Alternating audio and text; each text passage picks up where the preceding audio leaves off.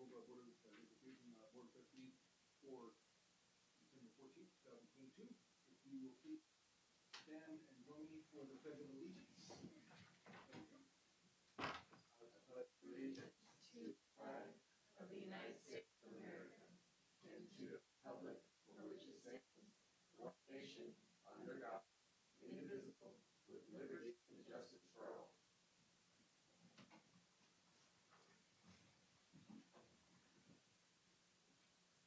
Okay. Mic on here. Make sure everyone's mics are on. So, moving on to item 3B, report of action taken in closed session. There was no action taken in closed session. So we're moving on to the adoption of the agenda, and there has been an addendum.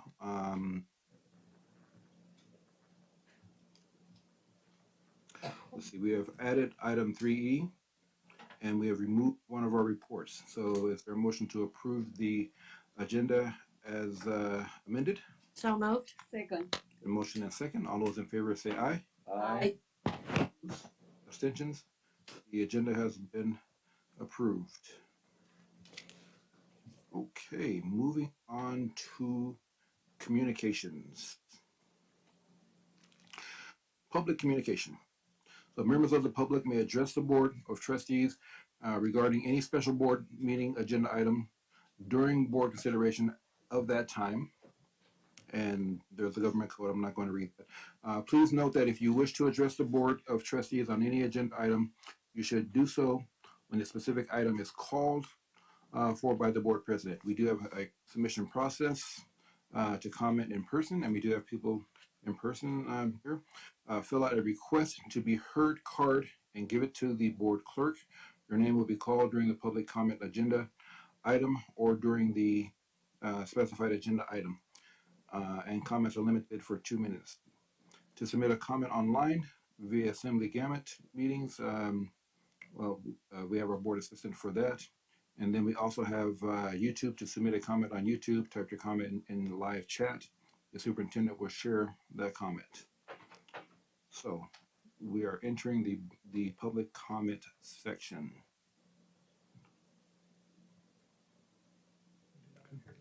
Okay, and online. Okay, moving on to reports. And our first report is with the Robla Education Foundation. And the Robla Education Foundation has nothing new to report as far as foundation activities. However, we wish the board members and supervisor a very happy holidays, Merry Christmas, and all the other phrases that go along with happy holidays. Thank you. Thank you. Thank you, Mr. Evan. Thank you. Happy holidays to you. Yes, too. Next, we have the Robla Teachers Association. A representative? Okay. The Classified School Employees Association. Is there a representative? Okay. The Superintendent Reyes. Hello, everyone. Good evening. First of all, I would like to mention that the annual educational conference of the California School Boards Association was held in San Diego, December 1st through 3rd, and I'm very pleased to say that Ms. Devine, Mrs. Cardona, Mr. DeLuz, and Mr. Barnes, as well as myself, were able to attend the meeting. There were general sessions filled with very inspiring speakers about the current state of education. We all attended a variety of sessions focused on the latest research and innovative practices. I would say that my biggest takeaway from the conference was that much of the work that's happening here in Robla was confirmed to be grounded in strong research, and we remain very much on the cutting edge. Things that other districts are celebrating are things that are already happening in Robla as well. So it was very confirming for me in that way. I wanted to report to everyone that Robla is currently working on the possibility of submitting a community schools grant to the California Department of Education.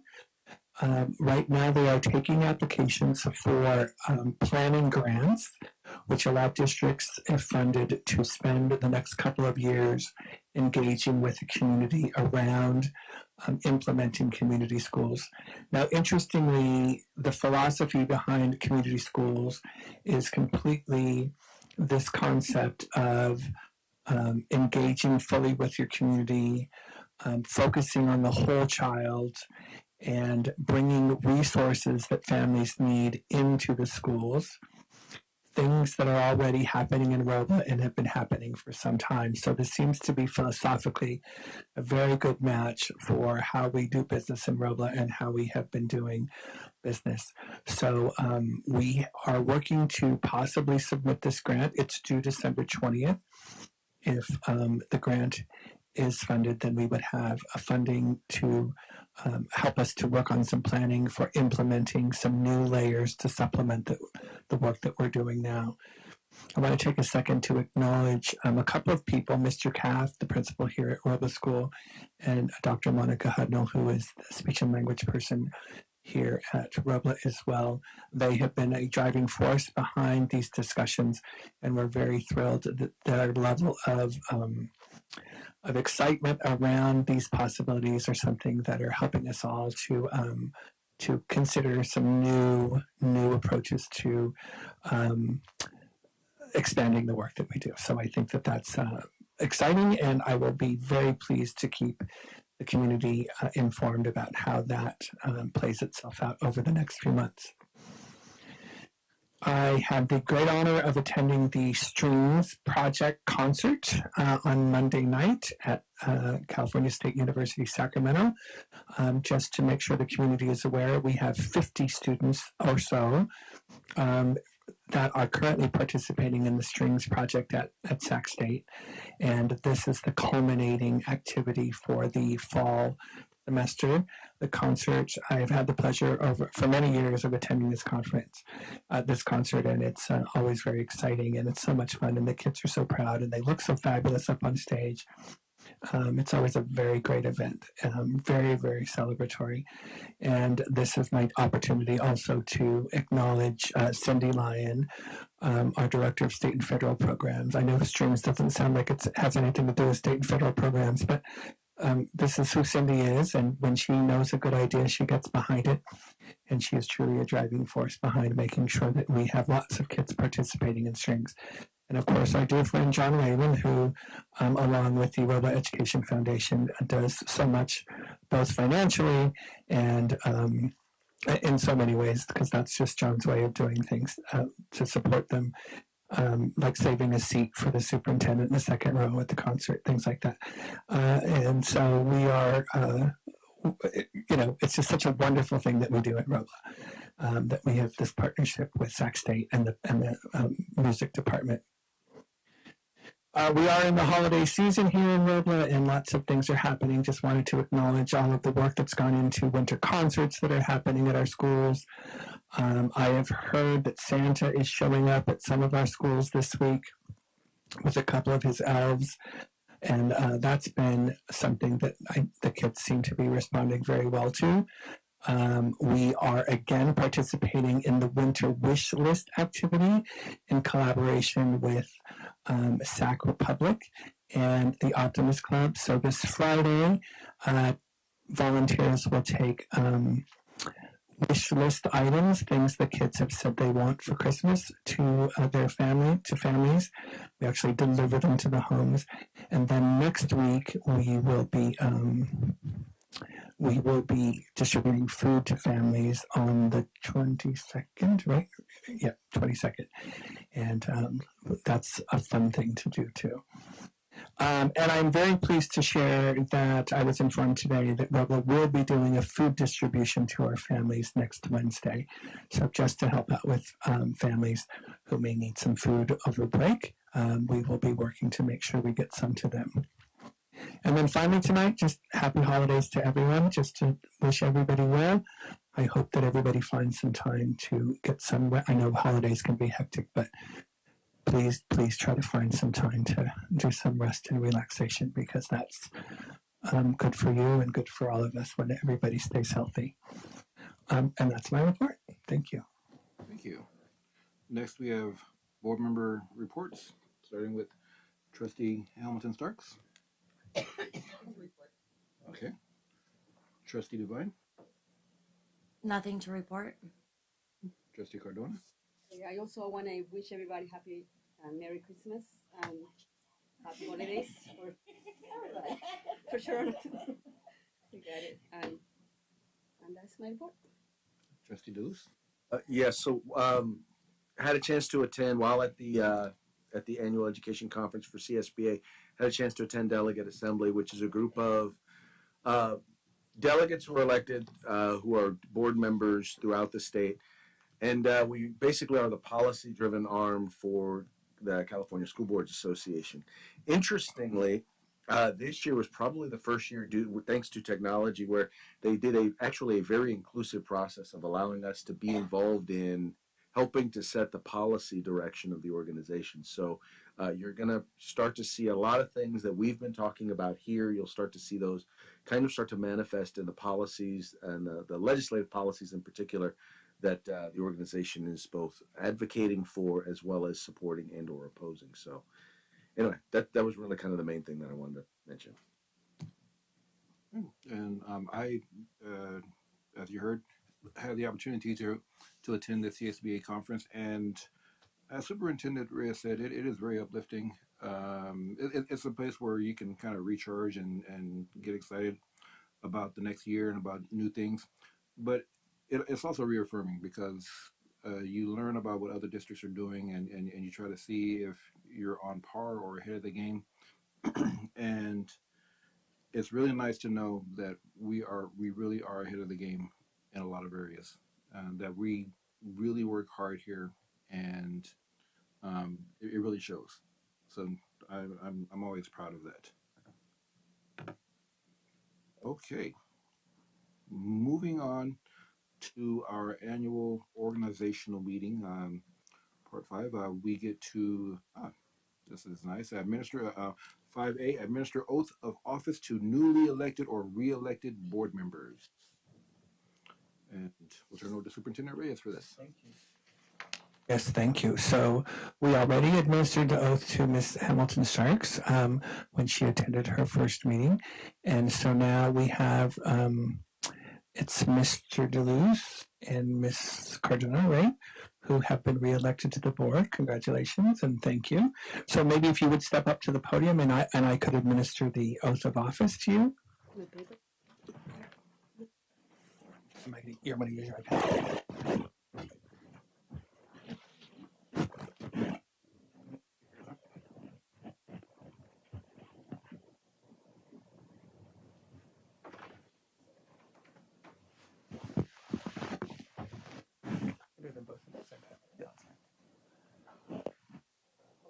All right, that's all right. That's all right. Take all the time you need.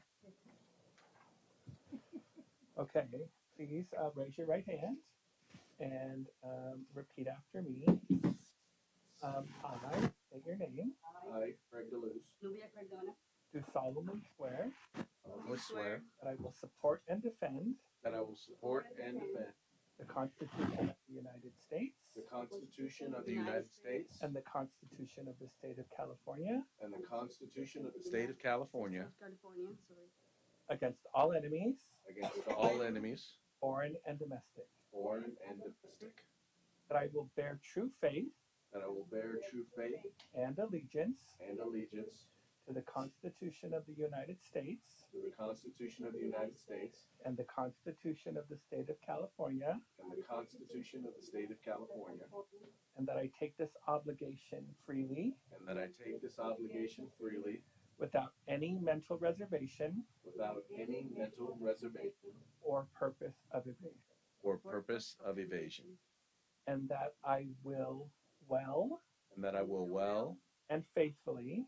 and faithfully discharge the duties discharge the duties upon which I am about to enter. upon which I'm about to enter. Congratulations. Thank you.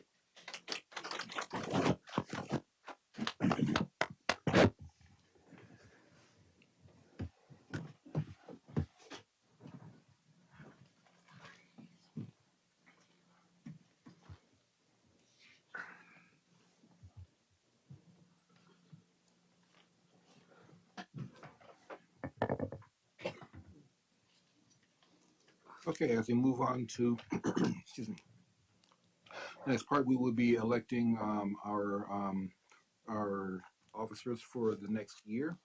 And I would like to ask one thing, and I asked this last year, that if we do change roles tonight, that we keep our seats for this meeting and just pass the gavel. No, everybody has to. Musical chairs. Including. He didn't say. Oh, she didn't. Oh, I- Okay, so first we have our board president role, and so we will open it for nominations. And I would like to nominate Craig DeLuce. I think he has been an excellent leader and representative. And one thing that you forgot to mention was that being on the delegate assembly, they actually tried to leave him off this year, and he was very forceful in telling them, no, no, no, I am a delegate assembly member, and represented us quite well. So I would like to nominate Craig, Trustee DeLuce. Second that. Are there any other nominees? No. No. Well, then we will go for a vote. A vote. All those in favor of Trustee DeLuce? Aye. Well, that's pretty unanimous, so. Congratulations, and I will pass the gavel on. I appreciate that. Thank you so very much for those kind words, and thank you everyone for your support. It's going to be a fun year. Okay, now we'll move on to the election of board vice president. I'll entertain nominations. I nominate Mr. Ken Barr. Second. Been moved and seconded. Are there any other nominations? Okay, hearing none, I'll entertain a motion to close nominations. So moved. Second. Been moved and seconded. All those in favor, please say aye. Aye. Opposed? Abstentions? Motion carries unanimously. Congratulations, Mr. Vice President. Thank you. You two can switch seats. We'll be okay for today. Okay, the next item on the agenda is to elect a board clerk. I would like to nominate Ms. Raynell Hamilton Starks. Second. Been moved and seconded. Are there any other nominations? No.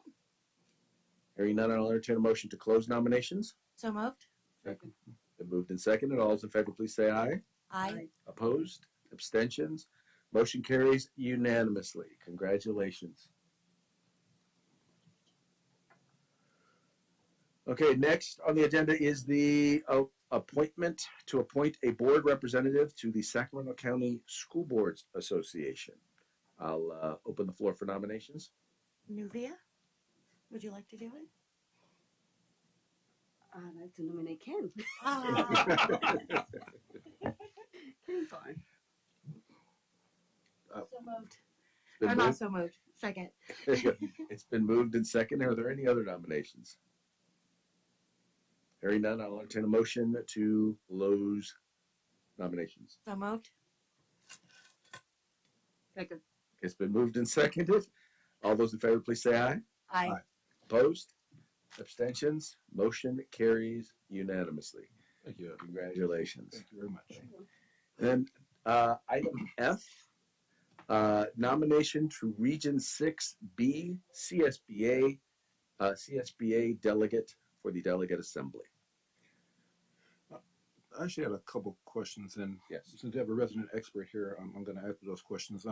As I read it, our district is the 6A or B district is it's actually pretty big. We have quite a few spots, Yes. and I saw that there were 2 vacancies. Now I'm assuming that since they screwed up with your name, you were actually one of those vacancies. Yes. Okay, so we have actually gone for a while with a vacancy in that spot, and I also saw that there were people from other, there were multiple people from school districts listed as delegates. Yes. Okay, so we can have multiple people from a district. Yes, we can. Okay, those are my questions. All right. With that, I will entertain nominations. I'd like to nominate. Well, actually, I have one other question. So you're actually not up for nomination because you are actually a delegate. So Well, there we are clarifying that. okay, This is actually part of what it is running this time or putting my name up for nomination this time is in part clarifying that. okay, and so that is for 22 to 24. Yes. Okay. So there could only be one actual vacancy, and you're on, and as we suspect, you're on for 22 to 24. Right. So there will be a vacancy for 23 to 25. Yes. Great. So with that, we'll entertain nominations. Craig, I would like to nominate you. I second that. Are there any other nominations? I would like to nominate Ken Barnes. Is there a second? Second. Would you be willing to serve I on the would, be, nomination? I would be willing to serve. Thank you. Excellent. There we go. Okay, are there any other nominations? Hearing none, we'll move forward to a vote. All those in favor, please say aye. Aye. Opposed? Abstentions? Motion carries unanimously. All right, finally, we have approve the 2023 board governance calendar. So move. Second. Been moved and seconded. Is there any discussion? Hearing none, we'll move forward to a vote. All those in favor, please say aye. Aye. Opposed? Abstentions? Motion carries unanimously.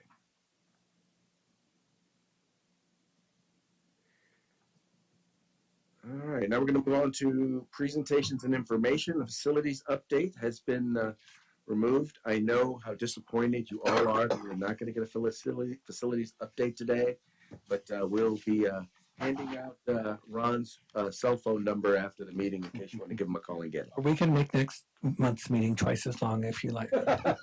Okay. All right, and now we'll move on to item 4B, the 2022-23 first interim report and positive certification. Just want to make sure this is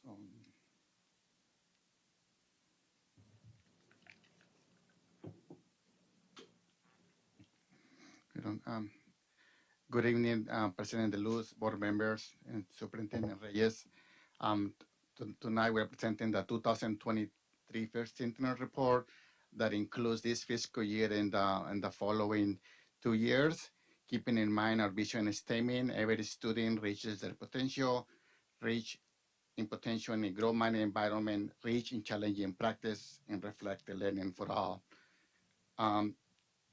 What we will cover tonight is an overview of the whole package of all the required forms that we need to submit to the County Office of Education.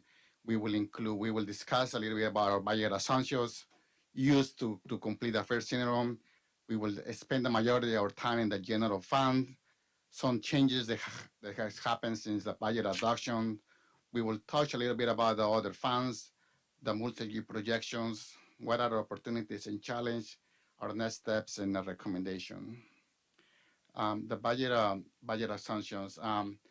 The most important part is the ADA. For the first time ever in 2022-23, we could use funded ADA based on the average of the last 3 years. What is important, there is a difference between our actual ADA. Our actual ADA at P2 is 1,806. It's different than what is our funded, and that's based on the new law. Our unduplicated count is an average of about 90% too. We are using our first interim based on the state, the latest, how the governor passed the budget in June. Our books are closed. Our audit has been completed. We have included here all the carryover funds in the first interim. We also have a little bit of a lottery fund. That's about $170 per ADA for unrestricted and $67 per ADA for restricted. Those funds we can only use for the instructional materials. Our biggest or more significant assumption is the enrollment of the ADA. I borrowed this slide from the presentation that for Mr. Lopez back in October. We are in declining enrollment. So if we compared to pre-COVID, that was in March of 2020, to this year, we have 165 less students. So, I mean, the good news is that our decline has not been as from last year to this year is not as steep, it's not as significant. However, we are the transition of kindergarteners to the enrollment, so we're still in declining enrollment. And why is this important? I probably want to spend more on this slide is because these 165 students is equivalent to about $2.1 million that eventually the district will not receive funding. So no matter how large the COLA is from the state, the revenue loss is 100%. We're not getting any student eventually. So that's something that we need to keep in mind. So this is the next slide will be about the general fund. So as a total, we have our budget revenues is $46.3 million. Our unrestricted is 27.8. Oh, sorry, you're getting that. Out of that, the general purpose, that's all our ADA that I just talked about it in the previous slide, about $27 million. So this is just the same information. So about 97% of unrestricted general fund is part of the out of the local control funding formula or ADA. So when we compare the local control funding formula as a whole, it goes from 97% to 58%. I was comparing this slide to the prior year's first syndrome. The percentage is almost the same. What it is, one change is that the state last year, the federal revenue was larger than the state revenue, and that's just due because COVID, we are spending the COVID-19 funds. So the next few slides is about the other side of the puzzle, that's our expenditures. So that our total expenditures are $36.6 million, and our unrestricted is 20.6. You know, we look at, I'll just look at the top number. You know, we are a people business. The majority of the expenditures, salaries and benefits are restricted at 87%. So what are certificated salaries? Just anybody who has a teaching credential is included in this line. So that includes principals. So it's not just teachers, but anybody within the district who has a teaching credential. And classify are the what I call the support staff, like custodians, school secretaries. So anybody who doesn't have a teaching credential. The service and operating expense, that's another large amount. That includes all our utilities, all our contracts for the special ed are on that line. So our restricted general fund, so as a total, 87% our general fund is for salaries and benefits, and the rest are books and supplies about 5%. Other operations that include contracts and utilities is 9%. Capital outlay, this is a negative because 2%. That's sort of transfers from other funds or the restricted go in here, so we get like a credit in the general fund. Our contributions within the general fund, and we have programs that although we receive money for those, there's not enough, so the general fund contributes to that. And the largest is the special education, and even though like we are in declining enrollment, special education, the students enrollments has continued to increase. However, the state does not fund us based on the number of special education students. They fund us as a district as a whole. So the contribution to special aid has increased and is projected to continue to increase. The other one is the restricted maintenance account. that's all to maintain all our facilities. Yeah, real quick question. Yes. So the number of students, special ed students, are increasing. Is that because students are moving into the district, or is that because students are being diagnosed and being reclassified as special ed? We have an expert here on the room, but we talk about that, and I attend a special ed meeting. That is one of the they say COVID-19 has contributed a lot to it. You know, a lot of the mental health. So there has always been inclined by the percentage to increase has been higher. That's one of the factors. You know, that's one of the major factors that what I'm hearing, because this is not just unique to us. You know, throughout the state, actually, this is an and it's a topic that the state they want to bring that up. But that's what I heard. Anything else to add? Speak to it a little bit. It is a combination. We're Mhm. definitely seeing an increase across the state following the pandemic. But speaking for our district in particular, we've had nearly 30 students eligible for special education move into the district, Okay. including 12 that required a special day class, which was more than half their day in the special education setting. So it's resulted in some pretty significant increases this year. Thank you. So our COVID-19 funds, so these funds are part of the general fund and are restricted. It's being harder to put this slide together because now we're keeping track of 4 fiscal years now. So I know there's a lot of numbers, but what I want us to focus is that we have spent or we plan to spend by the end of the fiscal year almost $13 million for the COVID-19 funds. And after this year's, our amount left is about 720,000, so less than $1 million after this fiscal year. In here, we all of these funds we do quarterly reporting. We have been doing actually. I don't want to talk about myself, but also district as a whole done a good job in spending these funds. All the districts, because we have to spend it by a certain day. If we don't spend these funds, we need to return these funds, and we don't want to do that. So this is you will see this is like a couple more times.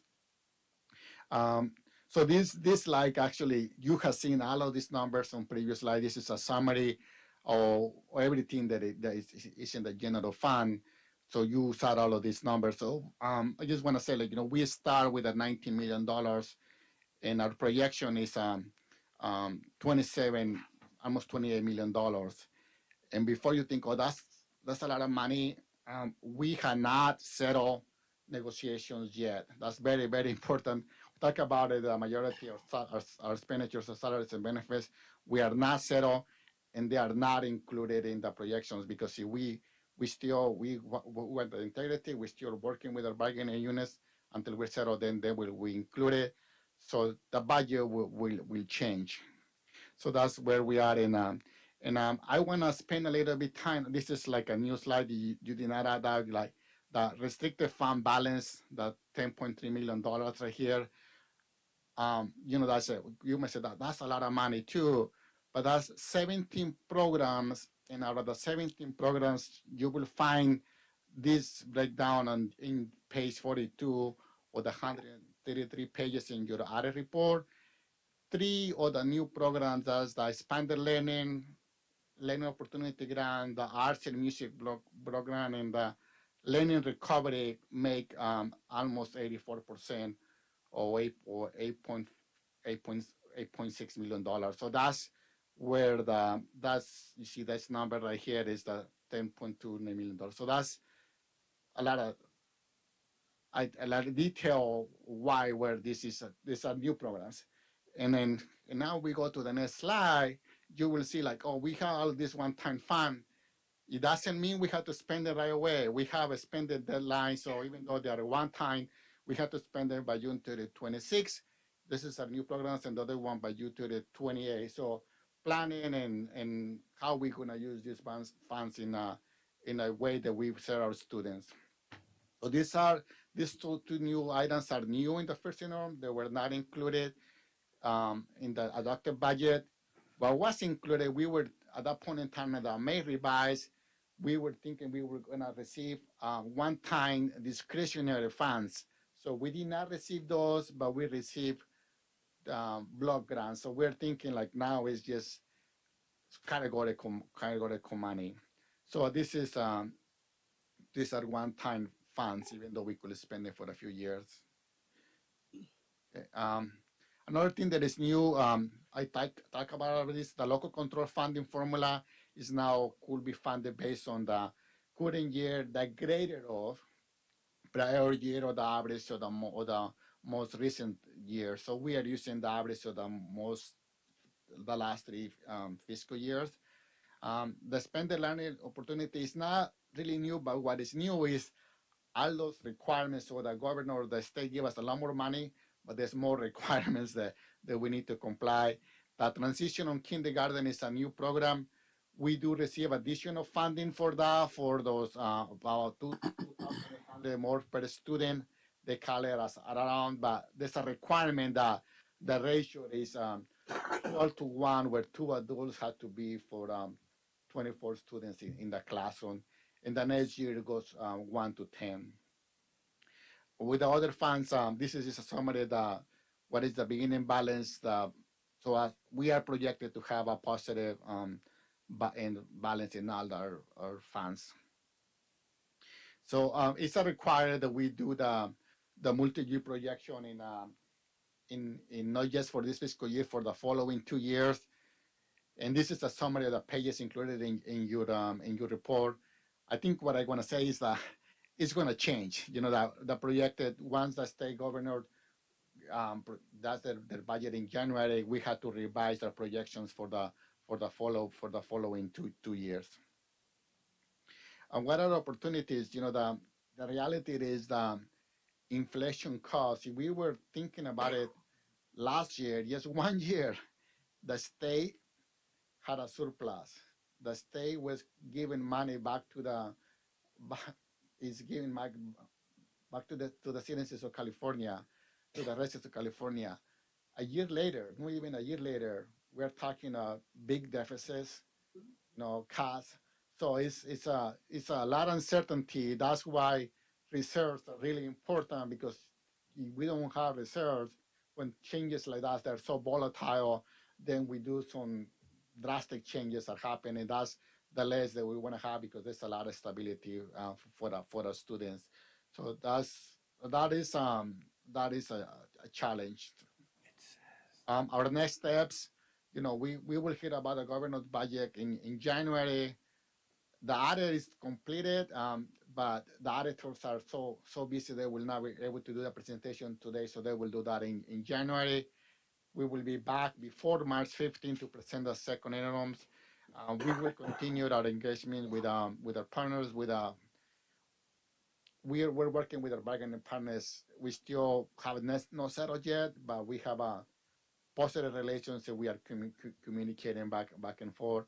One important thing when you look deep into the enrollment for Robla is that we really need to continue working increasing the enrollment in our early years, because once the students come to the district, they usually stay in the district. It just has been very low enrollments in this year. So that's our initiatives. We continue to work. Based on everything that has been said, is included in your report, we recommended the board adopt the first interim with a positive certification, meaning that we are able to meet obligations for this fiscal year in the following 2 years. And not available for any. Thank you for listening. And available for any questions. Any questions, comments? Well, you addressed one of my concerns when you talked about negotiations not being part of that, part of this, and I just want to say thank you for being a forward thinker and putting us in a position where you are thinking about that and watching out for us, because that's always one of my big concerns, that we can do things, but we stay solvent. So thank you for that. Any additional comments or questions? Another phenomenal and informative report. Thank you so much.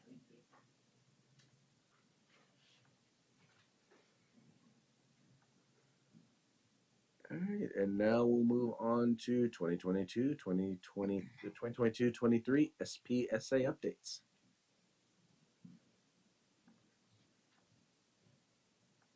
Good evening. Before we get started, I thought I'd give just a little background for our new trustee, Trustee Hamilton. We have what we call single plan for student achievement. The name keeps changing, but it stays SIPSA.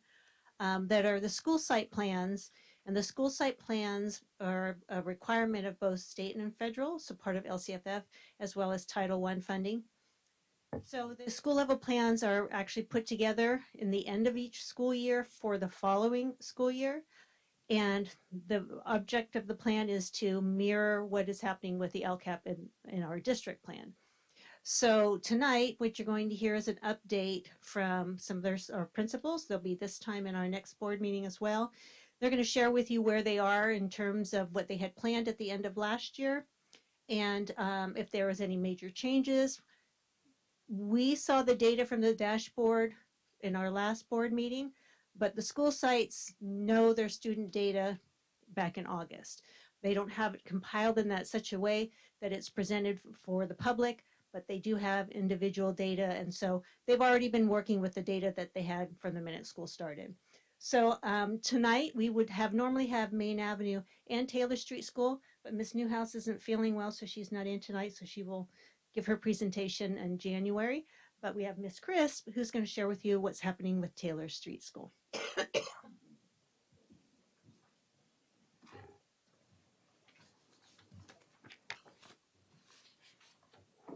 Good evening. I'm passing down our goals, and we just made a one-page kind of review that you guys can look at as I go through this. So I'm here tonight to give you an update on the progress of our school plan that you approved last year regarding student needs. Gail and I stepped in as interim co-principals after fall break in October 17th.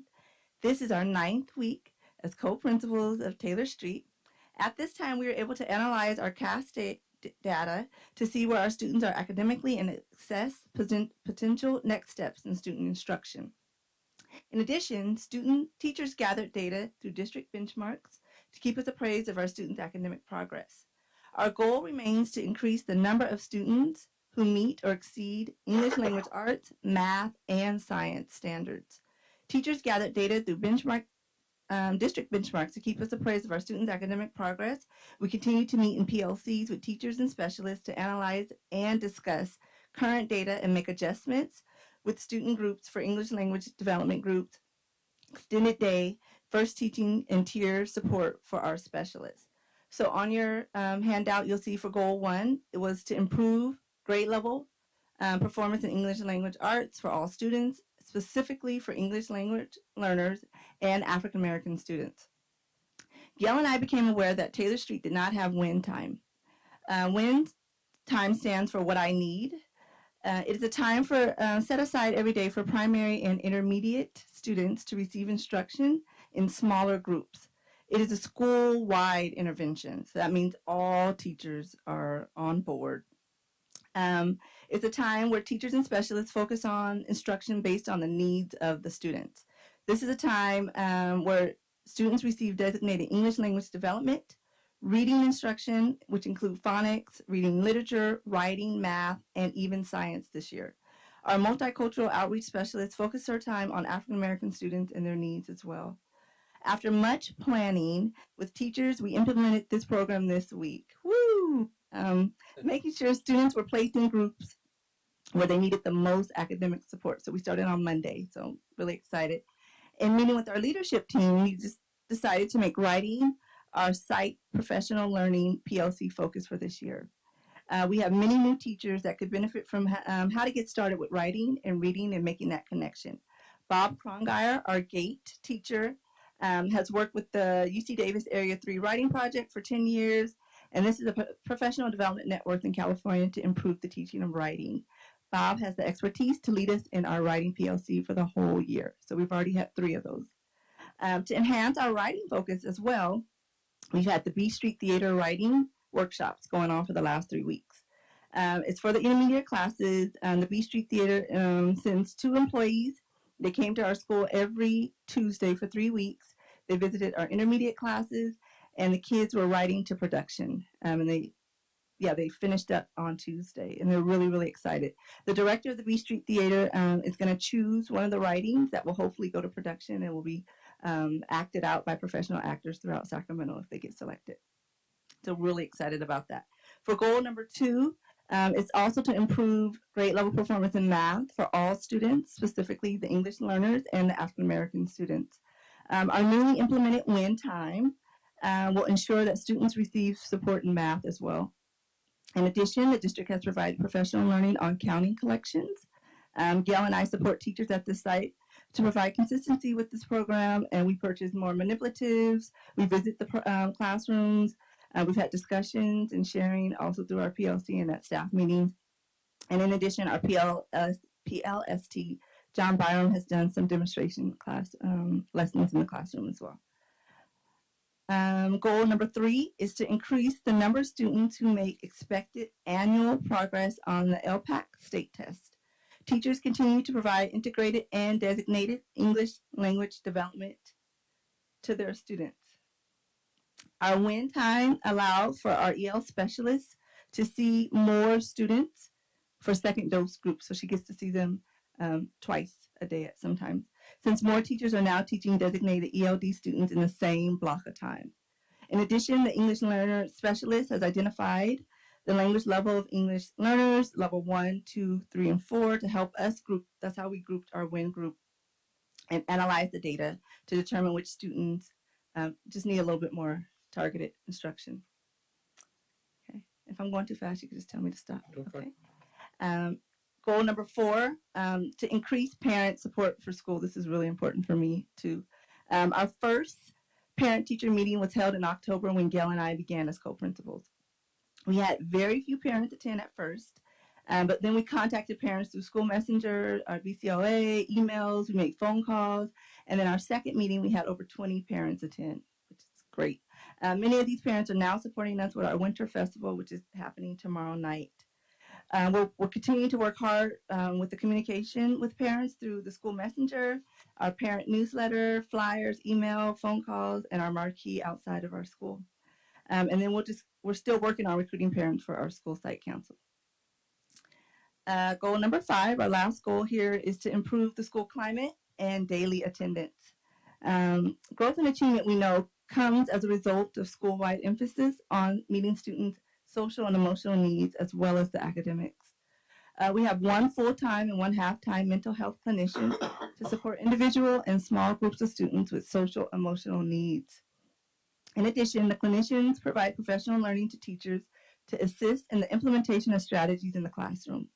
We have also recently implemented, very happy about this, a restorative room for students who need space to reflect on the behavior as it relates to their social and emotional needs. So it's operating every day of the week. PBIS has also become a big focus for us.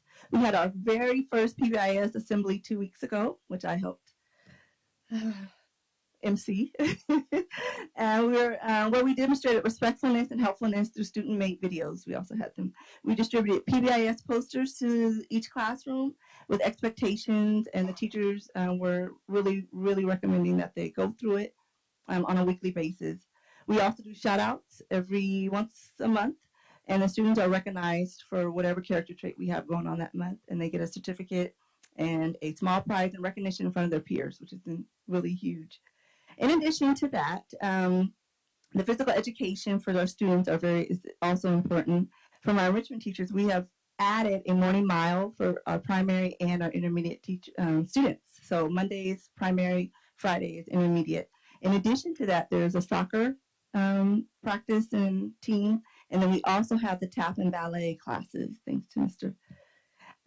Our library is open also 3 days a week, and every class also has field trip opportunities.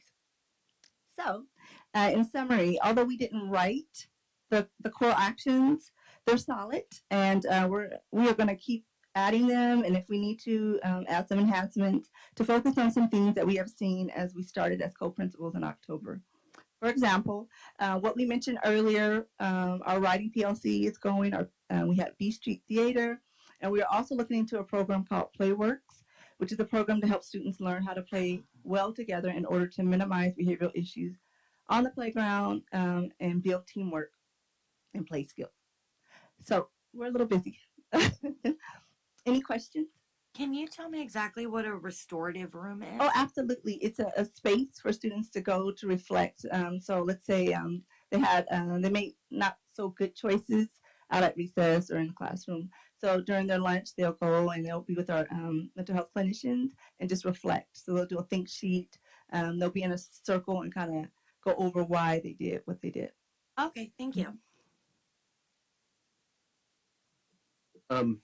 Couple of questions. Mhm. One, so I noticed in at least the first two, you said you specifically working with English language learners and African Americans. How is that different than what you're going to be doing with other students in those areas during wing time? They're all being worked on, but we're just really making sure those students that we're monitoring what we're assessing with them. Got it. Mhm. Okay. So all students are getting what they need. Excellent. Okay. And then the other question was, I noticed under multiple ways of communication, just a suggestion. I had a chance to peruse all of the social media for Taylor Street, and nothing's really been done there since September. Yeah. Since August. Yeah. And so I've reached out to Elliot for we've trying to get our social media credentials, Mhm. and then we just got our school messenger and citizen homes to parents. So they are getting that. Yeah, it's a great way to just kind of, once again, promote and let people in the community know what's going on Absolutely. in the school. And that's, I hate to say, there are people, like I said, will check their Facebook before they'll check their email. Yeah. So it's a great way to reach people. Absolutely. And our tech, Mr. Lawrence, is updating our website as of last week. Excellent. Go Excellent. back on it, please. I wanted to say I really appreciated that, you focused on, you took what were already your strengths and you're doubling down on them. You recognize where your areas of needs are and you're focusing in there. You seem to have a very, very solid plan here. Thank you. Thank you so much. Could I just take a second to acknowledge Mrs. Crispin, the fact that she is someone who, as she said, 9 weeks in the job and has worked so hard already to transform the school, and we see lots of evidence of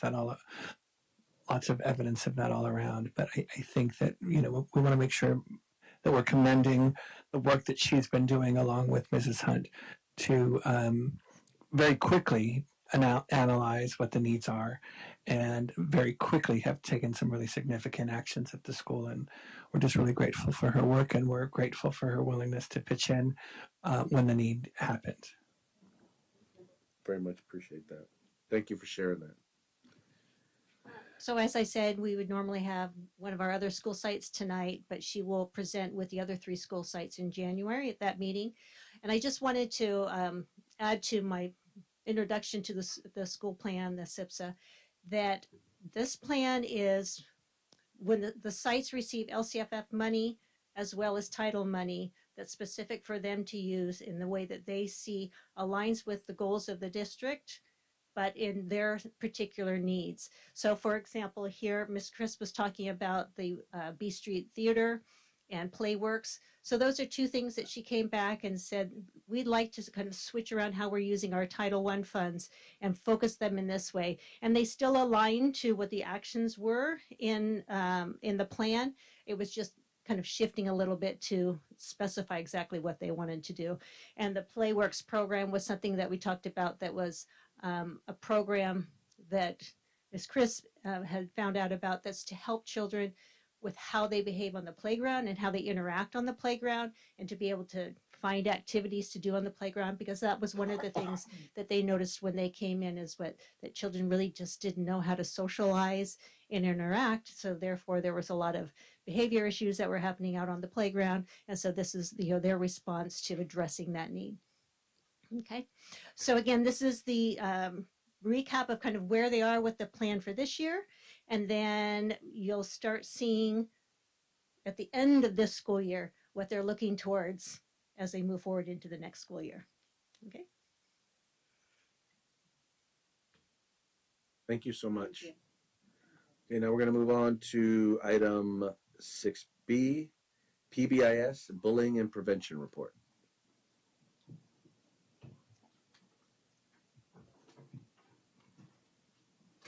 wearing heels too, but I have to bring this down. It's significant.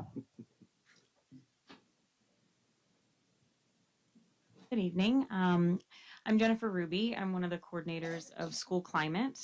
We are administrators on campuses. There are 3 of us, but it's just me tonight. Michelle Crisp was a CSC before she stepped into her new role, and Lena Tran splits her time 50-50 between Glenwood and Robla, but she is at the Glenwood winter production tonight. I split my time between Main Avenue and Bell Avenue.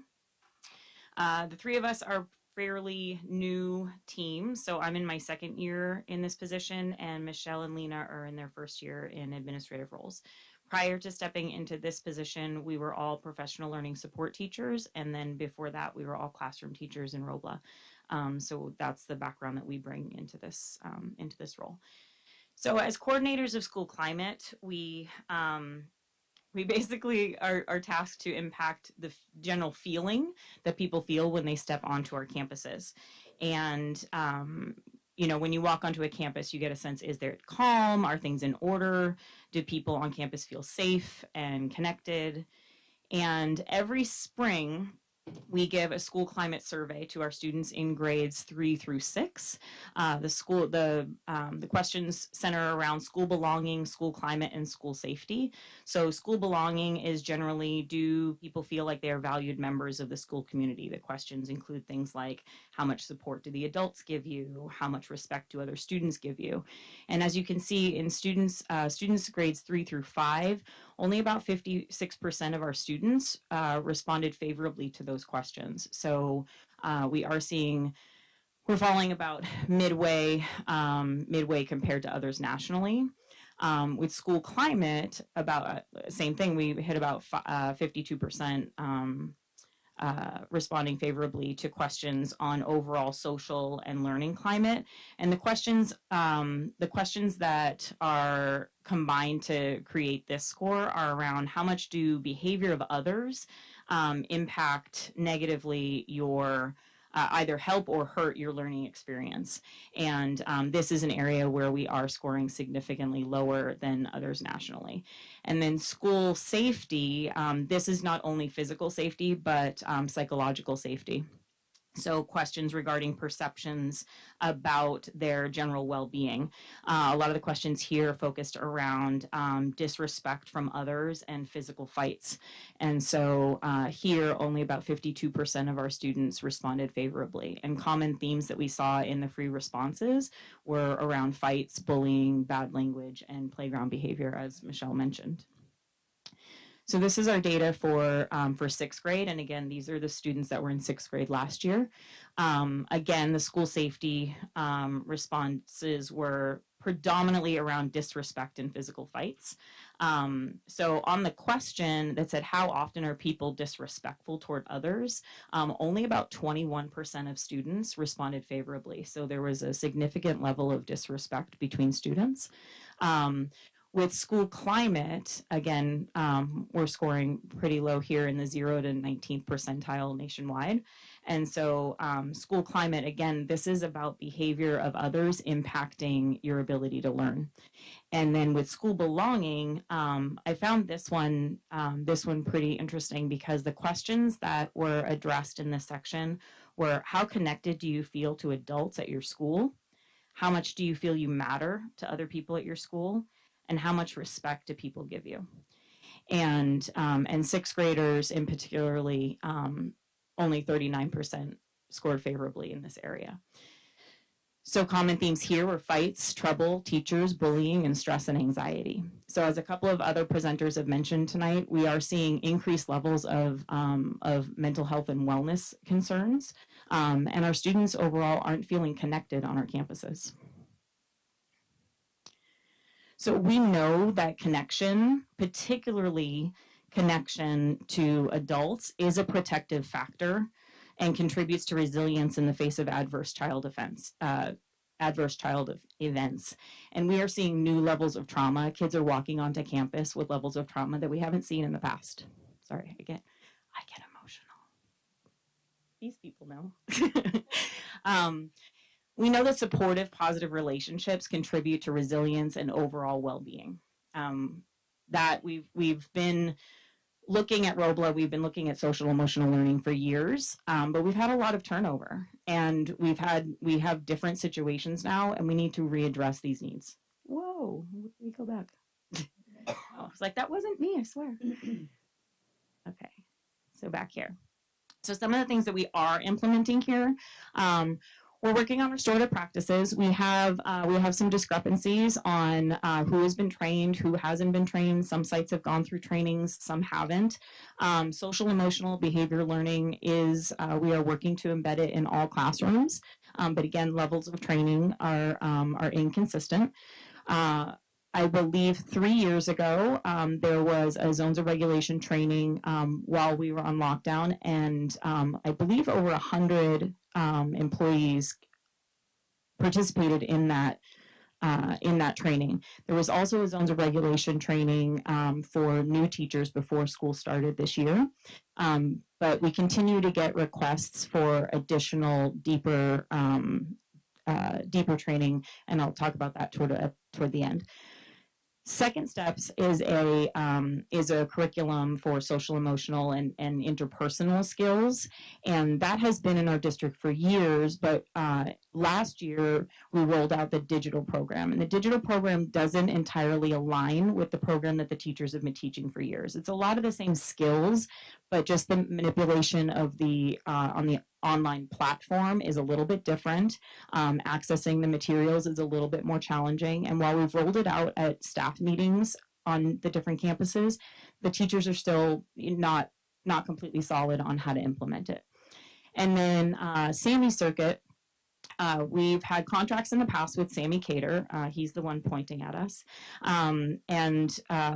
He used to come on our campuses and work on PE with students, but now it's shifted to social emotional learning. So he saw the needs as well and started shifting it. It's positive self-talk and things of that nature. So he puts out weekly videos, and those are sent to teachers that they're about 10 minutes long, so they can use those in their classrooms. And then lastly is Ruler, and that's, I believe, only at Taylor Street, right? So the Taylor Street staff is going through Ruler training. And Ruler stands for recognize, understand, label, evaluate, and regulate. And again, it's a social emotional emotional regulation program. And so some of those teachers are going through that training as well. So there are a lot of things happening, but how much it's being implemented is inconsistent. And so that's something that we're trying to support, because we want to make sure that we are that we're helping teachers to address the needs of kids as they're walking into the classrooms. And we know that educational journals and publications nationwide continue to talk about the mental health crisis that our children are facing, and we see and feel it here in Robla. Every day, our educators and people on campus are tasked at addressing the needs and concerns of children with behaviors that we haven't seen before. And the behaviors are heightened, and that is impacting the wellness of not only our students, but also our staff. So because all of the CSEs come from a teaching background, we know the impact that all of this work can have at the classroom level. Positive school climate inherently creates connection, and when it's done, kids feel a sense of belonging through consistency and predictability, and that is embedded in our PBIS Tier 1 practices, behavior expectation lessons, school-wide matrices, routines and procedures, but more importantly, positive student-teacher relationships.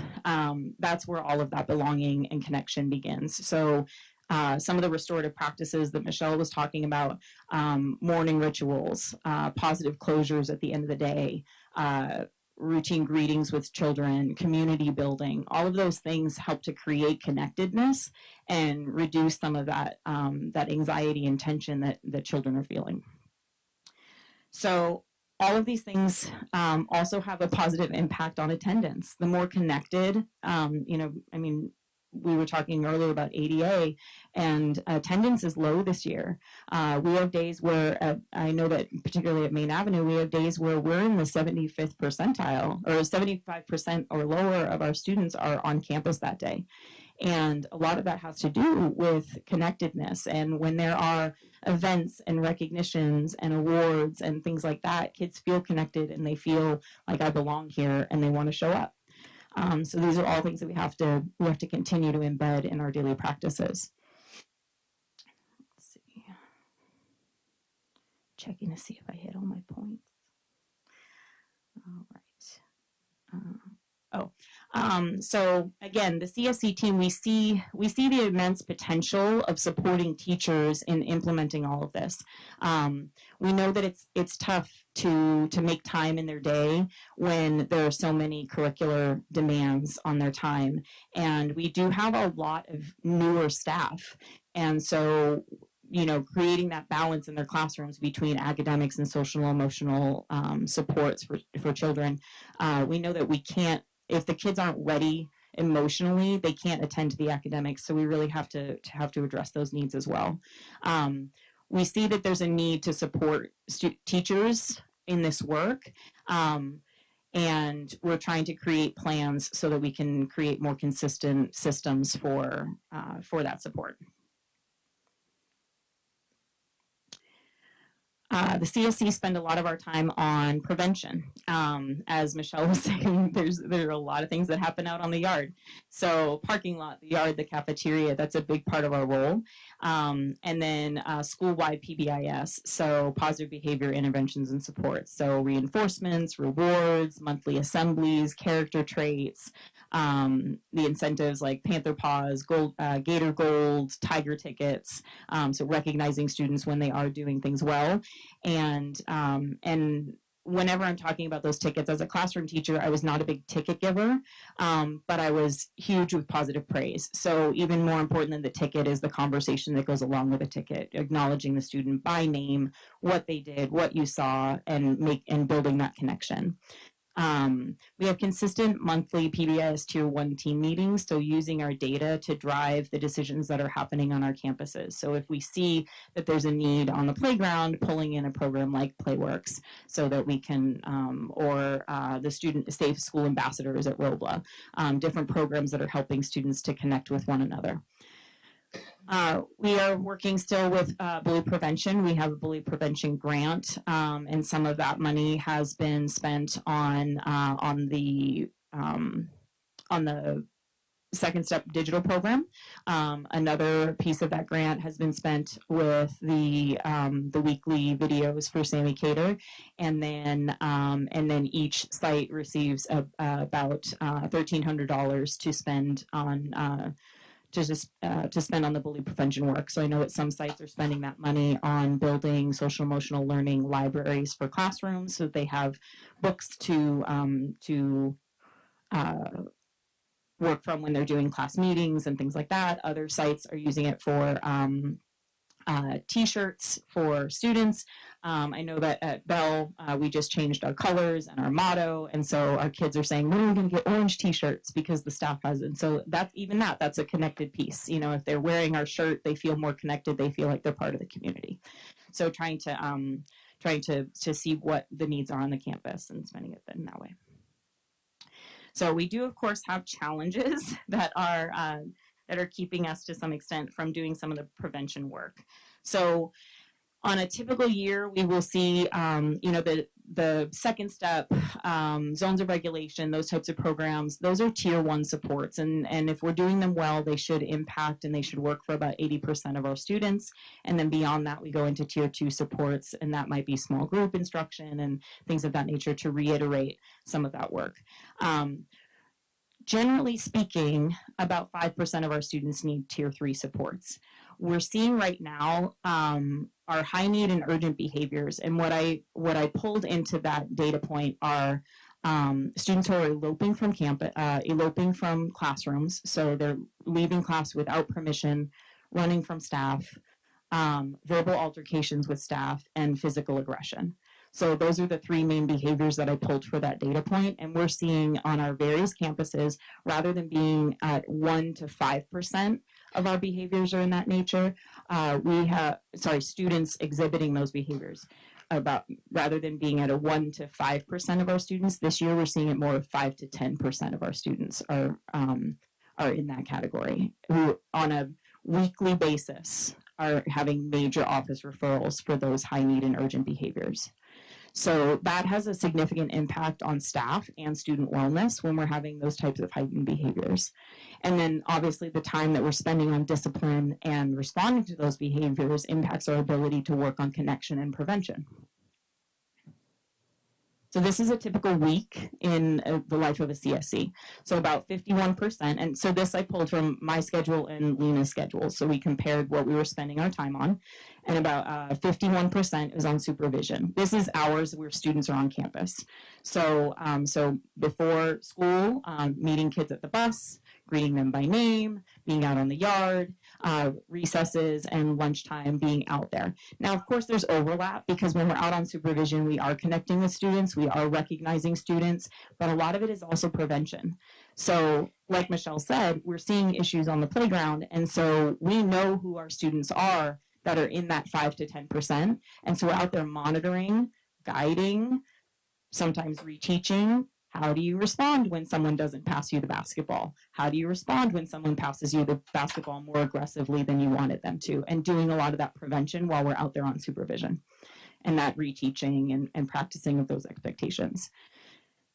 We spend about 10% of our time on classroom support. So this is pushing into classrooms to do co-teaching or lessons on social emotional learning, restorative circles, class community building activities, things of that nature.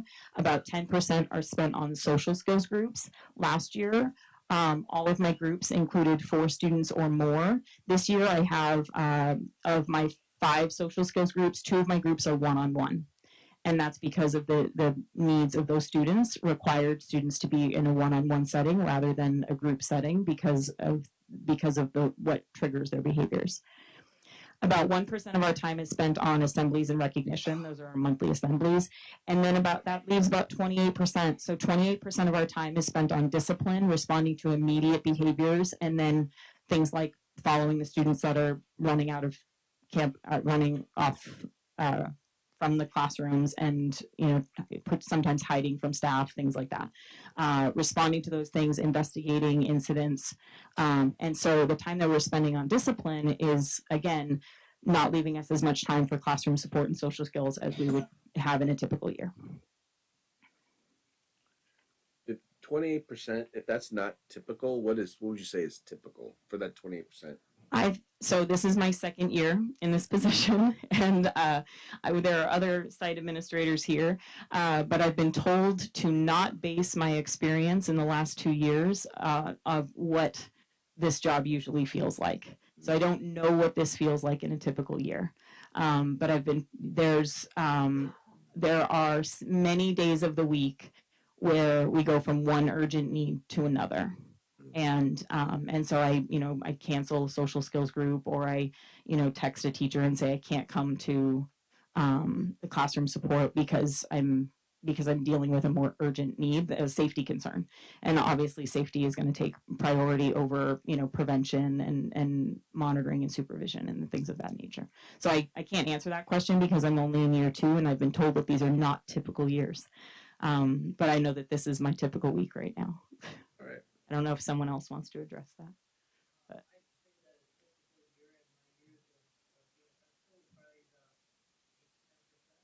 Okay. Thank you. And you say that's your observation? How does that compare, say, citywide, statewide?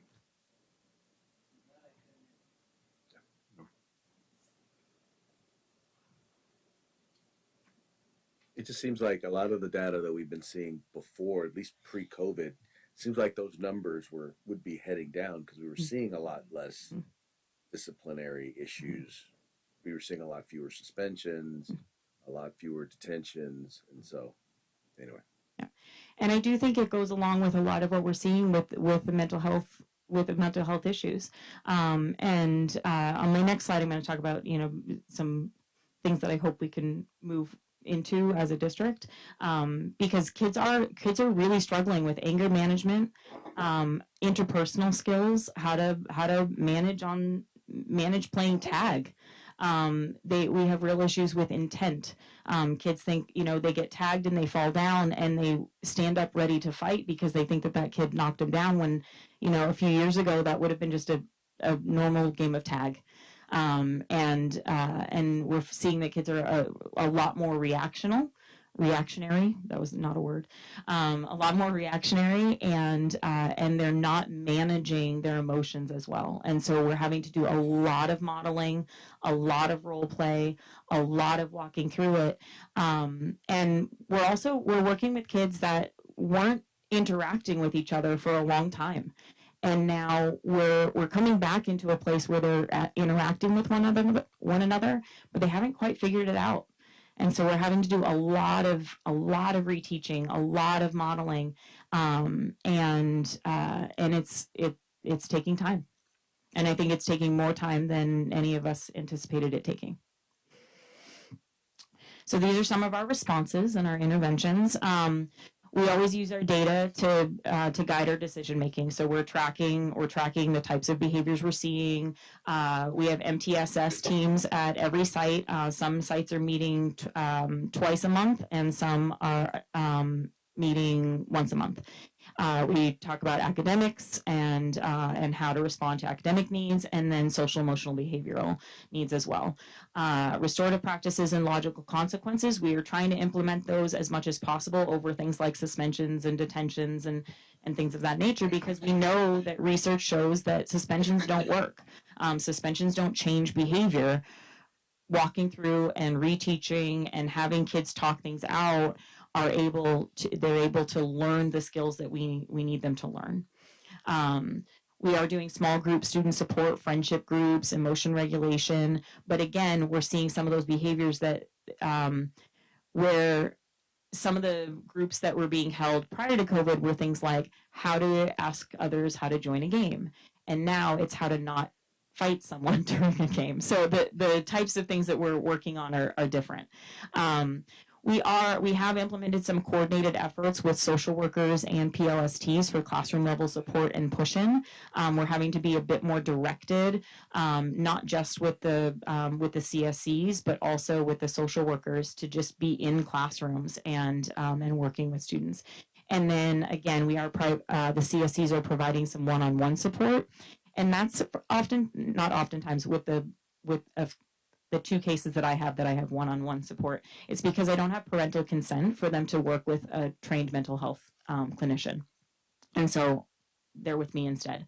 And that's sometimes beyond the scope and the scope of my training and the role that we're in. But in order to work with a trained mental health clinician or therapist, we need parental consent. And there is some stigmatization around mental health wellness. So here are some thoughts. I'm going to jump to the third one is, Mr. DeLuce, you talked about social media campaigns and things like that, but community outreach and social media around destigmatizing mental health and wellness, because we do have a number of parents who don't want their children to see someone who could provide them not just counseling, but therapy and strategies that they could use to self-regulate beyond what we can do as classroom teachers or as administrators, but someone that has that background in training. Some teachers have asked for opt-in trainings for de-escalation techniques. I know that Sarah Hall, the behaviorist that works with Robla, she has some really solid training on de-escalating behaviors and helping staff to move through some of that work. And many of us have been through that, but I feel like a lot of those practices could be beneficial to the broader staff, not just to administrators and special ed staff. And then zones of regulation, second step, and restorative circles. We just have gaps in who's been trained. And so providing some of those opt-in trainings, I know we've done that in the past, sometimes on like Thursday afternoons as optional as optional things. I think that Michelle mentioned the SCOE clinicians and the SCOE clinicians, the mental health clinicians. We currently have one at Main Avenue and one at Taylor Street, and we are wondering how we get them everywhere else. I don't know how we got them, but they are really wonderful. They're full time. Our social workers are 50% employees on each campus, and so having a full time SCOE clinician on our campuses is really just incredibly helpful. And I think that the administrators on the campuses that have them are incredibly grateful for that extra set of hands. And then consistent staffing, because when the administrators and the CSCs and the PLSTs are pulled into subbing and that type of situation, then we're not available to support in these elevated behaviors. And so we can't do the good work that we know that we're trying to do, and we are trying to do good work, and there's a lot of potential for the work that we're doing, but we need consistency in order to do it well. Thank you. Any questions?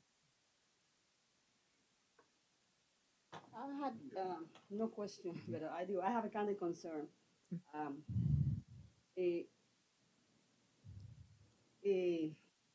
I believe what we're doing is great, but we can't do it alone. Absolutely.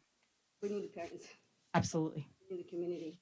Absolutely. Because what we do in school is 50% of the other side of the coin. And we really, really need to get the parents to control and help us develop any kind of strategic with their kids. Send pamphlets, send memos, send clips, send whatever you can send to the parents to help us develop the mentality that they are also responsible for the behavior of the kid too, and help the parents. But whatever we do doesn't stay 100% there, because if they go home and things change, the environment change, they're going to come back the next day with the same issues. 100%. Yeah, we need to do something to reach the parents and make them a part of it as allies and responsible for too. I agree. We are bringing back parent nights. Last year I don't think we did any parent nights last year. And I do think that bringing parents on board, not only with PBIS and how in the phrasing and the type of language that we're using with children, but also zones of regulation and what that looks like at home, and how that communicates to interpersonal skills with some of the second step language and things like that. So I 100% agree. Bringing parents into the fold. Can you tell me more about the SCOE clinicians and how they're being used? I cannot. I wanted to answer that question too, that Mrs. Ruby had asked during her presentation. So there is an organized, well-developed plan throughout the county, and this is under the guidance of our county superintendent, Dave Gordon.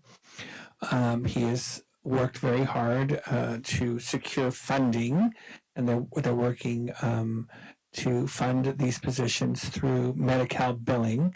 And so there's a coordinated effort countywide to do that, to place a clinician funded by SCOE, as these people are, at every school in our county, which I understand is about 350 clinicians. So this is in its third year. We are lucky enough to have two. And I will say that one of the reasons, so that means 2/5 of our schools have a clinician. That is far beyond what most districts have. We are lucky because Robla has the reputation of prioritizing, supporting students in their social emotional needs. And SCOE is very interested in placing these clinicians in places where they know they will be used appropriately. So we are on the docket to get more. We will get 5 at some point. And I think we just need to continue to use them well, continue to do the good things that we're doing. I know Mrs. Horowitz and I will continue to advocate for the needs here in Robla to make sure that we stay on the list and we stay high on the list of people, of districts and schools that need this support. Would you add anything else to that, Mrs. Horowitz? I have spoken with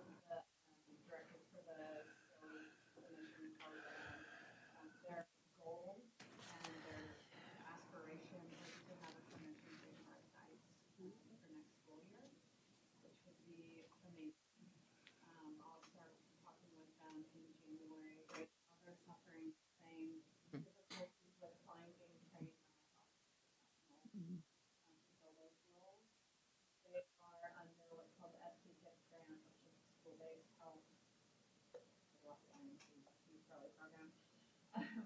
Under a school-based health initiative, they are working to develop programs to support people to become health professionals, as well as training family coordinators who would be assigned to the school sites. These are parents who have gone through their own struggles, come out the other side with some really amazing skills that will be partnered with schools to help increase that parent engagement. I think will be phenomenal.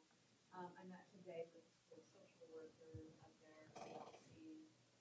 Talked with them about developing plans to do quarterly parent nights on topics of high interest, being able to hopefully provide childcare for those evenings, possibly food, and then presentations to the parents on things like cybersecurity, basic life skills, how to, when your child, your morning challenges, being able to get students to school ready to learn because they've been able to do away with that morning battle. So those are things that we're currently working on right now.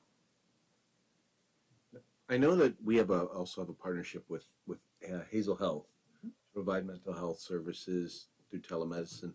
Are we utilizing that at all as a part of our PBIS plan? Not as a part of the PBIS. The social workers have overseen that program. Okay. I do know that there were some challenges with Hazel Heart. Hazel Health and Hazel Heart are two separate programs. So Hazel Health is through the nurses oversee that, and Hazel Heart, the social workers oversee it.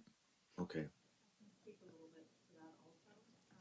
Hazel Heart has, our social workers found a little bit difficult to implement because it involves small children working with an iPad stick engaged in a therapy session, which we haven't been able to supervise that as well. What they're finding more effective is the Care Solace program, which is the counselor referral service where we can do a referral and Care Solace will want to hand off to help one of those parents with therapy within the insurance. Almost all the phone calls about insurance within Medi-Cal, not necessarily local. Hook them up with a local therapist who specializes in the area.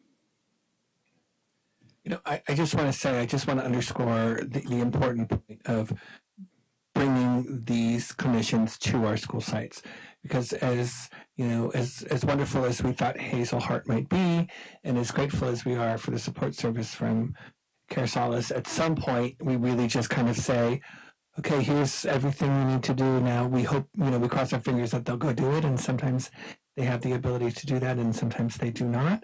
And obviously, the only way to ensure that the student actually gets the service is to have it available right at the school site. So that continues to be our main goal. We will utilize these services as much as we can in the meantime, but that remains something that we have to work towards.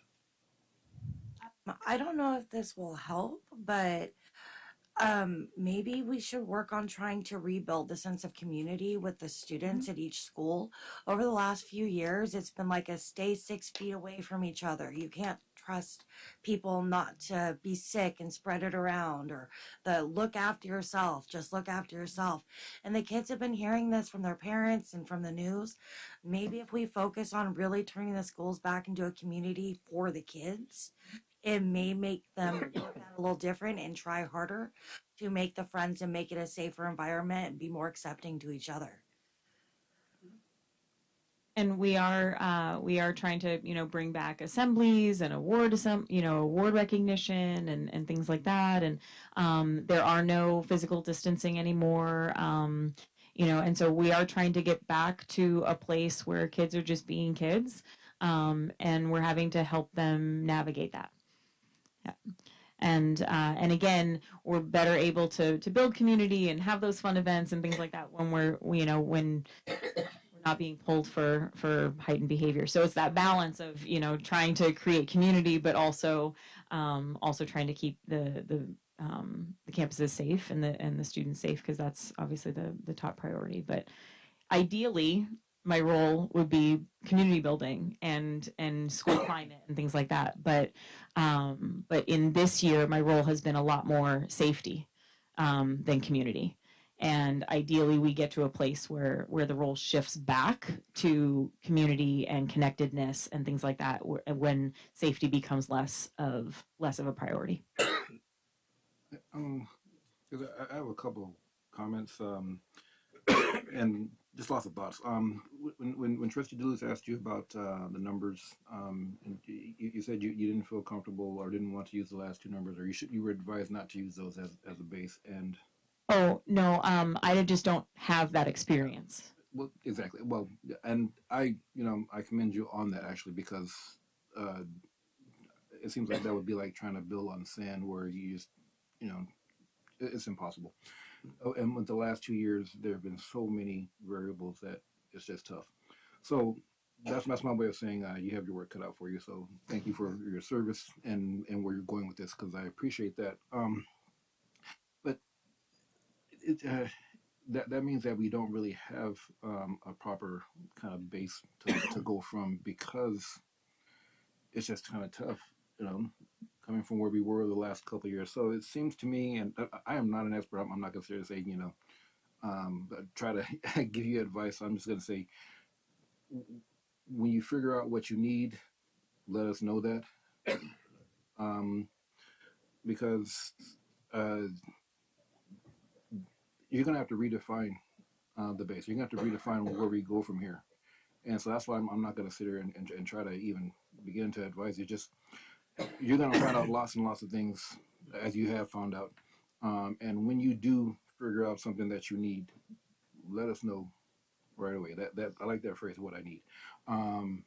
Get used to that. You know, and let us know. Okay, I'll just leave it there. Any other questions or comments? Thank you so very much. Thank you. Okay, now we'll move on to item E, breakfast in the classroom.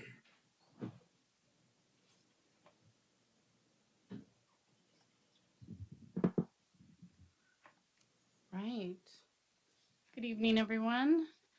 For those of you that do not know me, my name is Erica Lee, and I am the Director of Food and Nutrition Services for the Robla School District. This is a new role for me. Prior to this role, I worked as the Student Wellness Coordinator for the district for the last 5 years. During our last board meeting, Mrs. Leah Boylan shared the concerns that the Teachers Association has about the loss of instructional time as a result of implementing breakfast in the classroom. To address these concerns, I'll be sharing with the board tonight what the research says about breakfast in the classroom and the impact that it has on student academic performance. But before we get to that, as the Director of Food Nutrition, I would like to share with you some of my own concerns related to student health and hunger.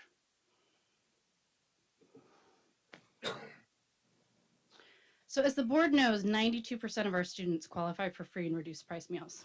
This is a proxy measure for both poverty and food insecurity. The USDA defines food insecurity as not only having insufficient amounts of food, but also a diet that is lacking in quality, variety, and desirability. In addition to the lack of food, for many of our families, prioritizing healthy food is particularly challenging because unhealthy food is so cheap. Currently, you can buy a 2-pack of honey buns or powdered donuts down at any of the corner stores here for less than $1 and call that breakfast. So is that a smart breakfast choice? If you're a family with limited dollars to spend on food, it absolutely is. Not only is it inexpensive, but you can bet that your child is going to eat it. And this is something that I've learned over the years in working with families that are food insecure, is that families with limited food dollars don't get to take those sorts of risks on something that their child may or may not eat. Since coming to the work for the district in 2017, so much of what I do has centered around increasing food security for students and families in this district. The Meals on Wheels program, our monthly farmers markets, and the weekly parent walking group, these are all food distributions aimed at increasing food insecurity for students and families. Why? Because hungry students cannot learn. The slide I have up is taken from a 2017 report highlighting concerns from teachers that work in schools with high rates of free and reduced priced meal eligibility. In 2018, I can remember reading this report and thinking about our kids. During that time, the Food Services Department began looking at various breakfast after the bell models. We talked to other districts, and we visited a school district in Manteca that had been successfully implementing breakfast in the classroom for many years. Our superintendent, our CBO at the time, and chief of personnel attended as well, so that we could all understand all levels of how a breakfast in the classroom program could function. During that time, we also spoke with our partners at No Kid Hungry to see how they could support breakfast in the classroom program at Robla. As part of the breakfast in the classroom assessment, and I might start saying BIC here because it's a long phrase. So as part of our BIC assessment, No Kid Hungry provided us with a simple 3-question paper survey that was distributed to teachers during staff meetings at both Main Avenue and Taylor Street schools. As you can see here, 75% of teachers responded that they are having to stop class to address students that are hungry or have a stomach ache 2 to 3 times a week or even daily.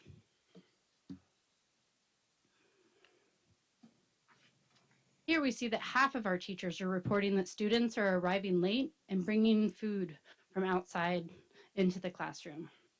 So when we think about breakfast being served before school, you can count all of these students out.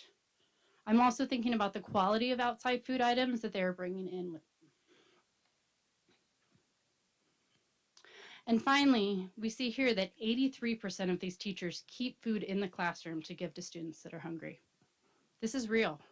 In my previous slide, you saw that teachers are spending an average of $300 each school year to purchase food and snacks for hungry kids. And when I first started working here in Robla, I was contacted by both teachers and administrators asking if we could get healthy snacks donated because they saw so many students that were hungry before lunch. So be careful what you wish for, right? These are some of the additional comments that teachers left in that survey.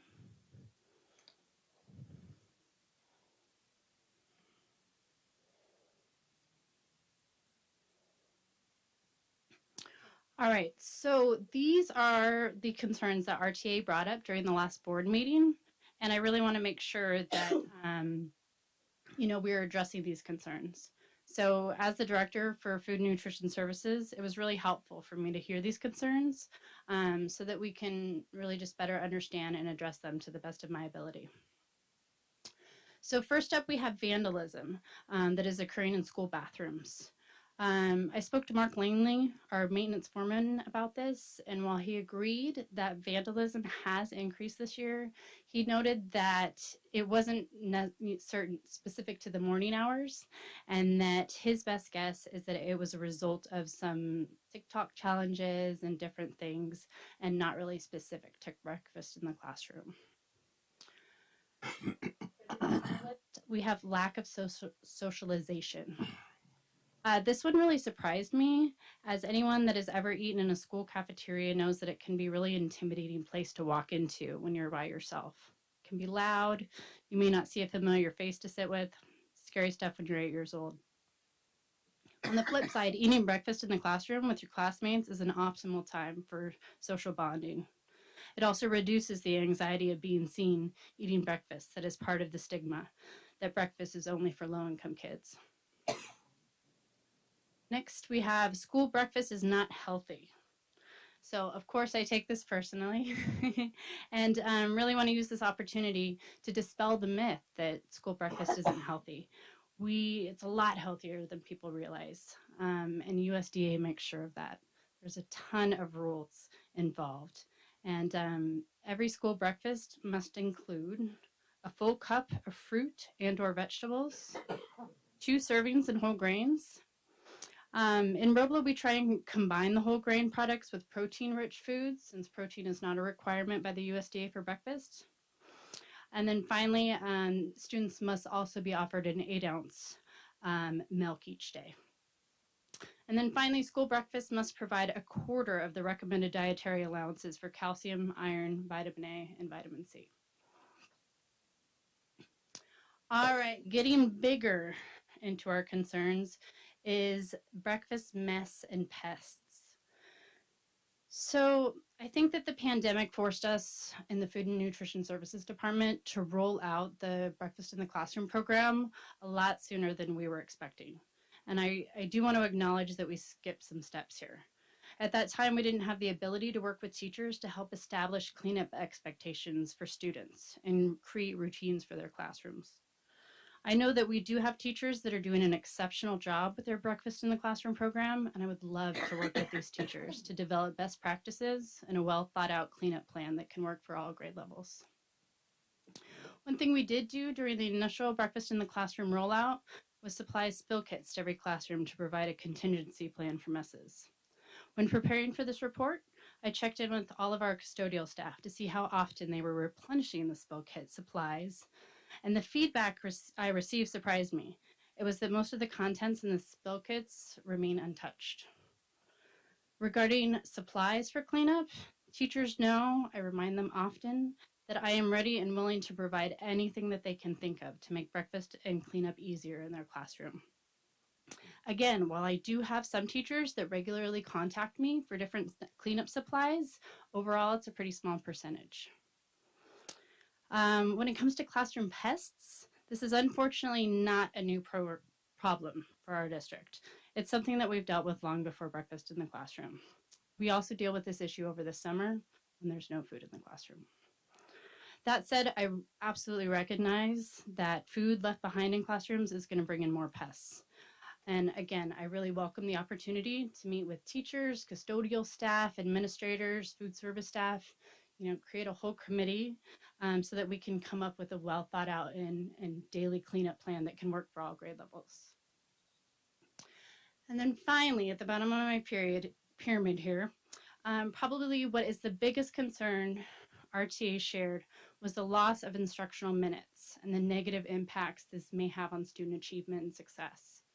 So there have been a lot of studies conducted to observe the impact breakfast in the classroom has on student academic performances, behavior, and the ability to learn. Oh, let's see. Okay. So I'm going to spare you all of a deep dive into all of those studies. And I'm just elected to share this simple infographic from the Food Research Action Center to summarize all of the research that they have compiled on school breakfast programs in multiple states across the US. So as you can see, there are a lot of benefits that come with school breakfast. And what we do see decrease is tardiness, behavioral issues, absenteeism, and stigma of eating breakfast.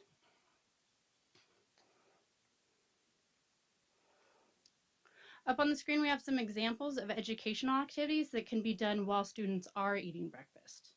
What's really great about these examples that I have up is that this list is not theoretical. Each of these activities are things that have been observed in Robla classrooms during breakfast time. So while I think it's fair to say that breakfast in the classroom can be a loss of learning time, it absolutely does not need to be.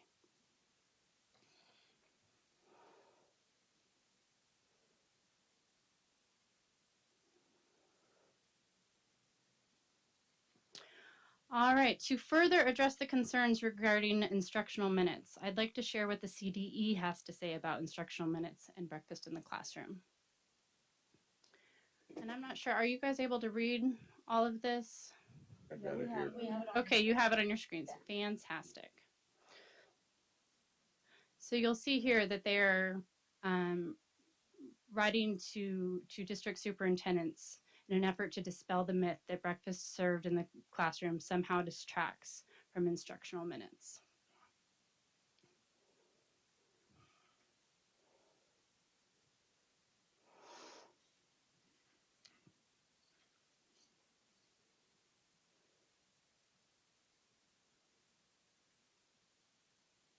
I think I'm missing a slide.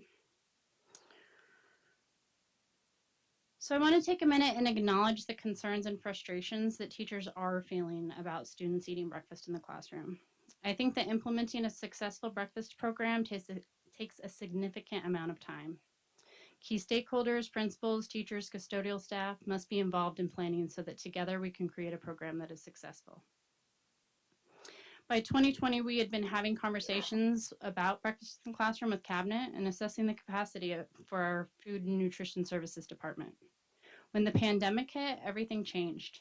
We had to move quickly to implement Robla's breakfast in the classroom program. At that time, we didn't have the ability to train teachers on utilizing breakfast in the classroom time effectively or how to establish a breakfast and cleanup routine in their classroom. On the food services side, it is so fortunate that we had already began looking at breakfast in the classroom program. Because when students returned to the classroom, those initial planning efforts are what made the transition to breakfast in the classroom so seamless.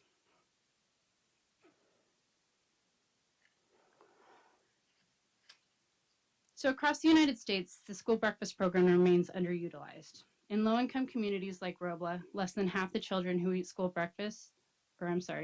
lunch also eat school breakfast.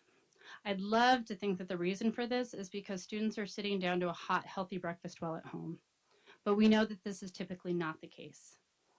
It is well documented that strategies that move breakfast out of the cafeteria into the classroom are the most successful at overcoming barriers to school breakfast participation. And an increase to participation translates to more students starting their school day ready to learn. So let's take a look at the numbers. Prior to implementing breakfast in the classroom, we had an average of 41% of our student population district-wide eating breakfast in the classroom. Eating breakfast in the cafeteria. Oh, I'm so sorry. Thank you. Eating breakfast in the cafeteria. Average daily participation at this time was around 845 students.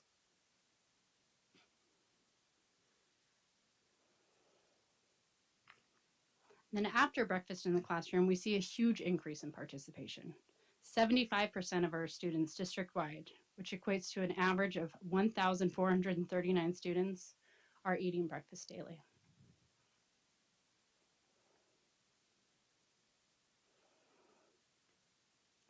So one of the talking points in a few of the petitions that RTA created to end breakfast in the classroom was this vision about returning to normal and going back to the way things were prior to the pandemic. And many of us have had the privilege of going back to normal following a global pandemic. But for so many of our families, things are far from normal. In this community, our families continue to be disproportionately impacted by inflation and the continuing public health crisis, and their recovery will take a lot longer. I'm sharing with you some stats now from a report just released this month from our local Sacramento food banks who offer emergency and ongoing services to families experiencing food insecurity. They report that 36% more people than last year, many of them children, refugees and families, are food insecure and lining up at their food banks. Contributing factors for food insecurity include rising costs for housing and monthly rents, as well as inflation. Overall grocery prices this year have risen 13%. There's been a 16% increase on cereal and baked goods, an 8% increase on meat, cheese, and poultry items, and a 15% increase on electricity and utility costs. So we know that food insecurity in this community is very real for students and families in our district. We know that the simple act of eating breakfast can have a dramatic impact on student success. And we know that by transitioning breakfast into the classroom, nearly twice as many students are now participating. I am committed to working with teachers to help alleviate their concerns about breakfast in the classroom. But I firmly believe that now is not the time to remove the safety nets that we have created for students and families in our district. That's all I have. In addition to the presentation, I did want to provide just a deeper dive into some of these reports. So I'm going to submit to the board. We have a research brief, Breakfast for Learning, that includes a lot more level of detail related, linking school breakfast to academic success, as well as a micro report put out by No Kid Hungry that is all about chronic absenteeism and how breakfast after the bell can significantly reduce chronic absenteeism.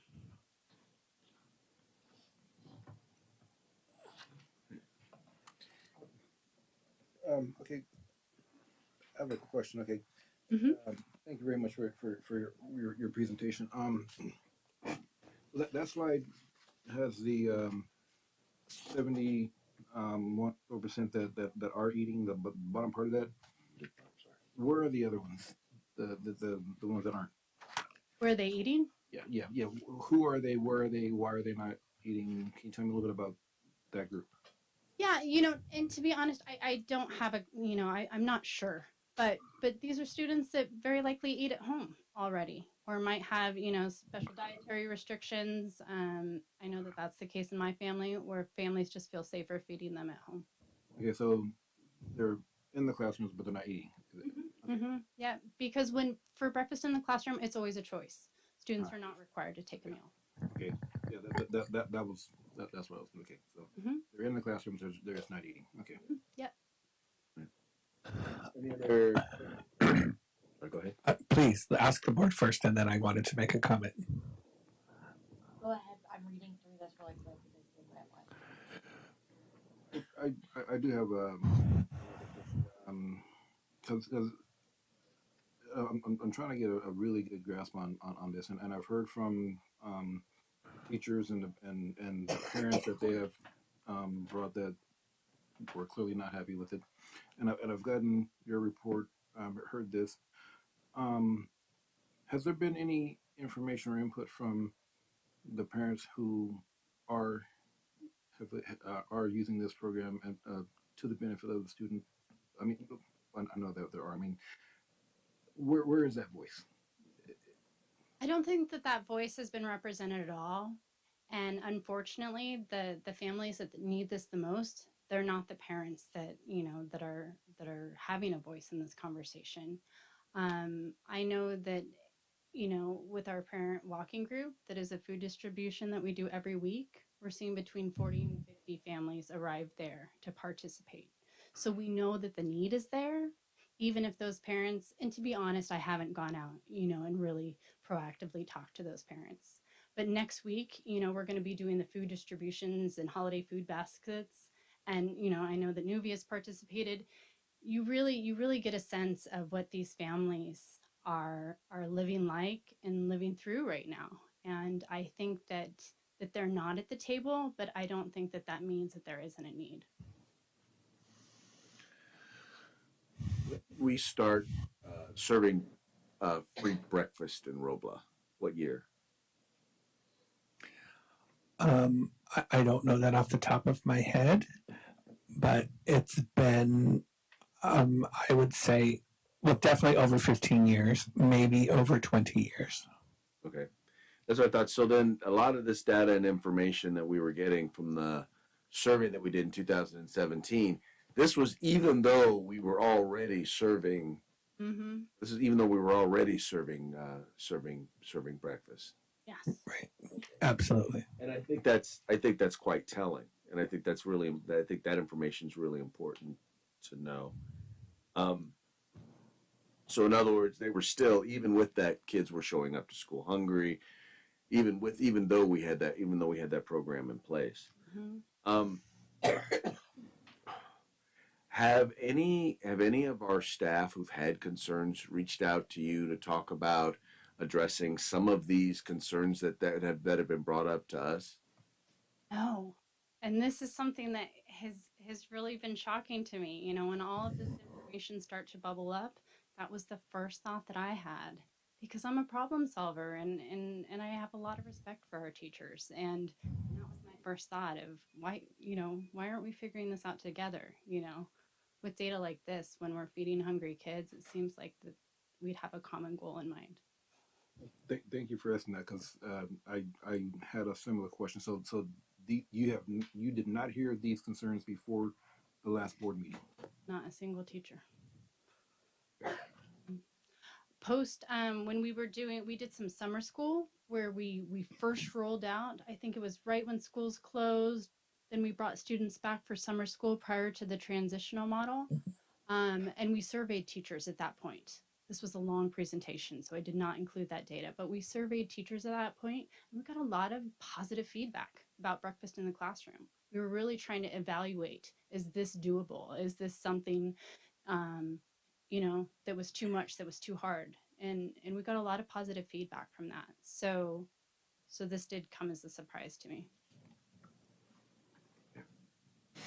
question.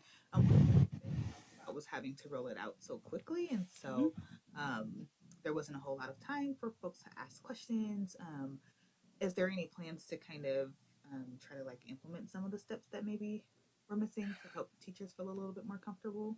I mean, I run the student wellness committee, and I think that that could be an excellent forum to bring folks together. I'm hoping that folks will show up. But I absolutely, I know that I'm a willing partner in that effort. I know that I can galvanize our food services team to be at that table as well. I know that we can get custodial staff and other classified staff together. And absolutely, we would welcome teachers to be a part of that. I think maybe this is the time for me to jump in and say that I think that's really kind of something to underscore right now is the lack of engagement that has happened.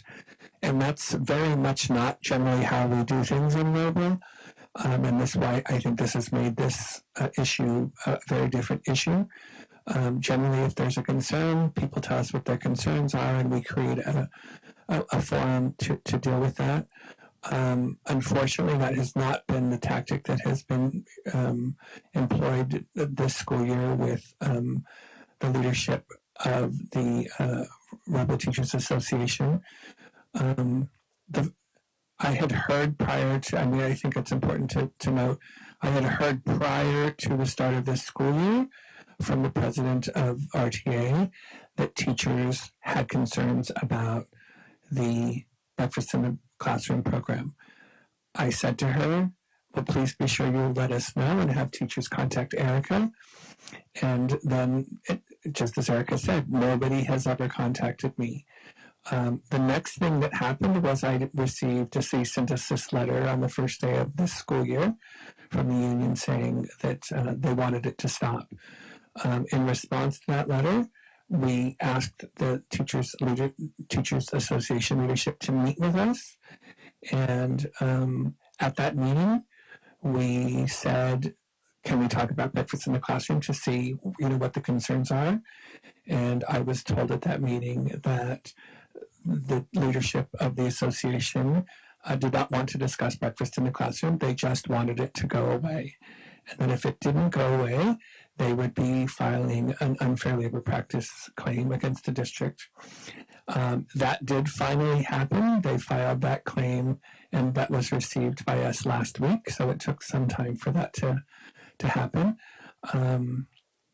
So there has, and in that time, so the month of August, September, October, November, and now December have all passed. And there has been despite numerous requests to engage, there have been no meetings to discuss breakfast in the classroom with Erica, with me, or with anybody, with any staff, with the Teachers Association. So this is maybe a good time to share that it was my intention tonight when we were putting together this agenda to ask the board to give staff direction regarding how breakfast in the classroom should go forward. Should we continue or shall we stop based upon the concerns we're hearing from our teachers? Unfortunately, I did not put that on the agenda tonight because of the filing that the teachers did with the Public Employee Relations Board. And because they did that, we're going to need for that to be resolved before we can ask the board to give us some direction. That obviously is something that has to be dealt with and has to come to some kind of resolution before we can look to the board and ask them their opinion about, their official opinion. You're always welcome to express your opinions, of course, but their official opinion and to provide us with direction regarding the future of breakfast in the classroom here in Robla.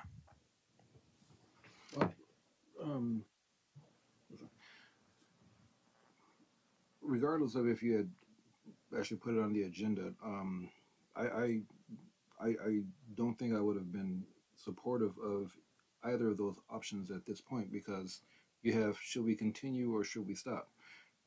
And my biggest thing is this: you're a gigantic problem solver because you get problems all the time, and you have to. You've already said you're a problem solver, and I believe you because you see issues and problems. Um, we're problem solvers, and I'm not saying that we know everything, but collectively we do pretty well. Um, and I know that our teachers are problem solvers because they get problems every day and stuff. So without having the ability to solve the problems, I mean, here's where I am. We try to be as innovative as possible, and this seems like a very innovative program. And I'm not saying that it's the solution or not. It doesn't matter what the program is. If someone believes that it's innovative and we bring it and implement it, there are going to be issues to work out. So it's to me, there never really is an all or nothing. There may be, but I don't like this all or nothing. I like trying it, seeing the merits, and then working on it and seeing if we can make it work the way we want. And it may get to a point of all or nothing, but we've tried to fix the problems, and I just don't see that here, and especially with all the problem solvers that we have, and as you mentioned, 92%. I mean, I have said that. Um, I can't tell you how many times I've said that, how I've touted the things that we do here. And that very same number, 92%, that is huge. Um, so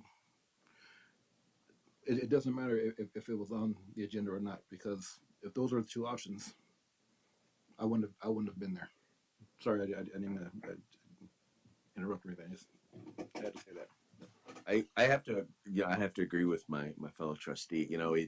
We are problem solvers, and in Robla largely, when we've faced some major problems, we faced some really big ones, and what I've always been proud of is people coming together, our the board, our administration, our collective bargaining units, to try and come up with creative ways to try and address it. I have to admit, first of all, I thank you for sharing with me the action that was taken, because in essence, what you're saying is we can't even really do anything about it right now because that action was taken, because we weren't able to sit down together to talk about, okay, how do we, if these are real solutions, if these are real problems, real challenges, and I'm not saying that they're not, but if the real challenge is, how do we come together and address those and still be able to keep a program that by the data that we've seen here today, we know works, to not even be able to have that discussion, it's concerning to me, because I've been on the board 18 years, and I've never had this happen before, where taking legal action was the first step as opposed to the last step. And I get it. We're not going to come to agreement on everything. There's going to be times in which we're going to have issues and concerns. This is one that I'm hoping that we can be able, once this is all done with the Labor Relations Board, that we can sit down and then start to have these conversations. I'm hoping that at least internally amongst our administrative staff, that we're talking about how we can address some of those concerns, so that hopefully we can hit the ground running when that time does come. Because I think it's easy to see the program here is one that works. I do believe that the concerns that have been addressed, the ones that are serious concerns, can be addressed if we work together. To me, that's always been the Robla way, and I would just like to. I'm hoping that we can do that and bring that way back, bring this process back to within the way we've always done it. Is there any additional questions or comments? I just have a thought, I guess. Yeah. Knowing that we can't do anything, that we can't, have a vote or say yes or no right now. I'm just thinking about what are some of the strategies that we can do in the case that we are able to move forward with a vote and we are able to continue to keep breakfast in the classroom. Like, what's the plan moving forward? Like, what are those training opportunities? How are we going to address the pest issue? How are we going to create a plan to identify some of the things that folks are, worried about, that seem very valid to me, concerns that they have. So how are we creating this plan to move forward to address some of the concerns that teachers have in the case we are able to move forward with keeping breakfast in the classroom? Well, for me, I think that, we really just need to have teachers at the table. And that's really just the one thing that we don't have right now. A lot of, what we're talking about, we can absolutely figure out solutions to these problems and bring those other folks that I mentioned to the table. But right now, I feel like we just need the teachers to come to that table and really work with us to try and solve this. Yeah, I would just reiterate that the only way to solve problems is for the people who are on the front line doing the work are involved in the discussion to brainstorm what solutions are possible. So as soon as we are able to secure the ability to engage, then that problem solving that you're discussing can begin, and then we're creating a plan. The only other thing that I will say, and sorry, I hope I wasn't cutting in one of us. The only thing that I'll say is that one thing I've learned from being up here, I haven't been on as long as Trustee DeLuce, but I've been here for 10 years, and that is listening and hearing. And it's important to listen to all the details, but it's also important to make sure that I'm hearing everyone. And for those who aren't here, for the teachers, I have heard them. And when you have that many that are talking and saying that, they want to stop something, then clearly there's something there. So I have heard them, and I've heard you, and I've heard the passion that you put into this, and how you want to make sure that that children are fed. And I know you're one person. It was, don't get me wrong. I really like that the passion that you have. But what I'm saying is that passion is there to make sure our people our students are being fed. So I've heard. That's the difference between listening and hearing. I've heard from a lot of people. I just want to make sure that people know that we are hearing this. Yes. That being said, yeah, there's a whole lot in between all or nothing, and we really need to work within that zone. I was invited last week in a meeting, a Zoom meeting, and as a board member, I was the only one, and I can't take any actions, and I can't really express myself in there because I am only one voice, and we are a group of 5, and that is how we work. But I did listen. I did bring all the issues to you guys, so you guys can address it, and we just have to see what is the best for the kid and best for the community. And I think the parents also have to be involved too, because also Absolutely. so if we're gonna do this, then we need to figure out all 3 group get together and create a solution, the best solution for the kids. Yeah, absolutely.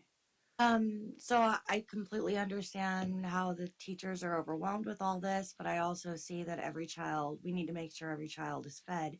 What time do you start working on preparing it? Because the board should really know, like, all the steps that are going from your side to the classroom and how that's all working. So I was thinking maybe we could stop by in the morning, see the work you're doing, and also maybe view breakfast in the classroom, so that way maybe we could see Absolutely. some of the problems. So if you could share like the time when you start, so that way board members would know, so that way if we have a free morning, we could stop by. Absolutely. I'll share schedules with you. Okay. I can share those with Ramon. And I'd love to come with you, actually, Okay. to go into the classrooms. That is an opportunity I haven't had. I think that we're aware of some classrooms where it is working really well, and we'd love to show those off as well, so that you could see, what could be, and maybe where we're lacking right now. It's a great idea. Thank you. Great idea. Thank you so much. Yeah, thank you. Thank you. Thank you. All right, we're going to move on to the approval of the consent agenda. I'll entertain a motion to approve. So moved. Second. Been moved and seconded. There's no debate. All those in favor, please say aye. Aye. Opposed? Abstentions? Motion carries unanimously. Action items. Number 8A. Okay, approve contracts with special education agencies / schools.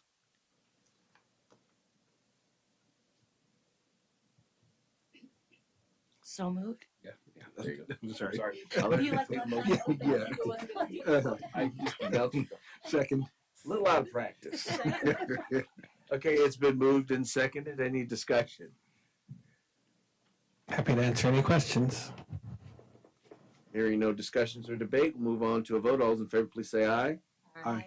Opposed? Abstentions? Motion carries unanimously. Item B, approve memorandum of understanding agreement number 12 between Sacramento County Office of Education and the Robla School District in regards to implementing student mental health, wellness, education, and training bully prevention program. So move. Second. Been moved and seconded. Is there any discussion?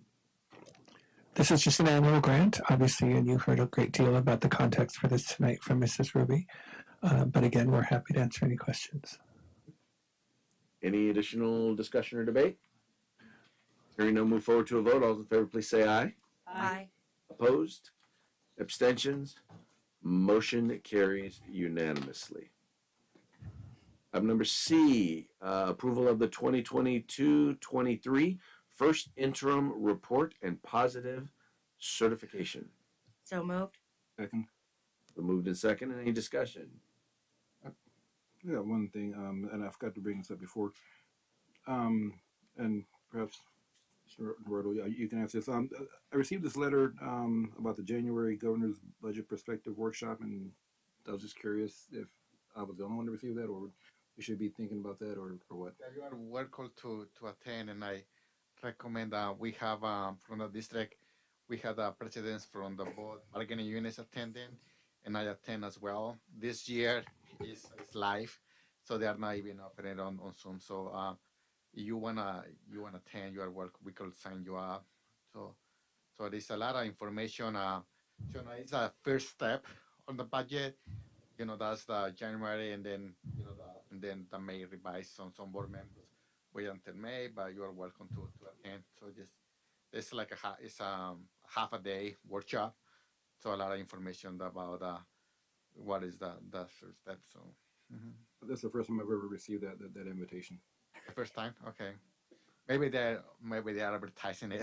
I mean, it's a workshop, and yeah. So is that Yeah, so? there's There's two companies. There's two in California. There's two organizations who do this. We actually attend both presentations. One is done by the capital advisors, who is done by the county, and so that one is actually for free. The county pays for it, and so we attend, and that's also in person this time. And then the other one is the School Services of California, who haven't done it for decades. So what they do is just I know they take out what the governors present, and they present it in a way. What does that mean for the schools? That's the main thing. What we plan. Yeah, so if anybody's interested in attending, just let Ramon know, and we can sign you up when we sign up Gerardo and our association presidents. Okay. All right. Any other comments, questions, debate? Hearing no, move forward to a vote. All those in favor, please say aye. Aye. Opposed? Abstentions? Motion carries unanimously. Alrighty. And with that, we'll move on to board member requests.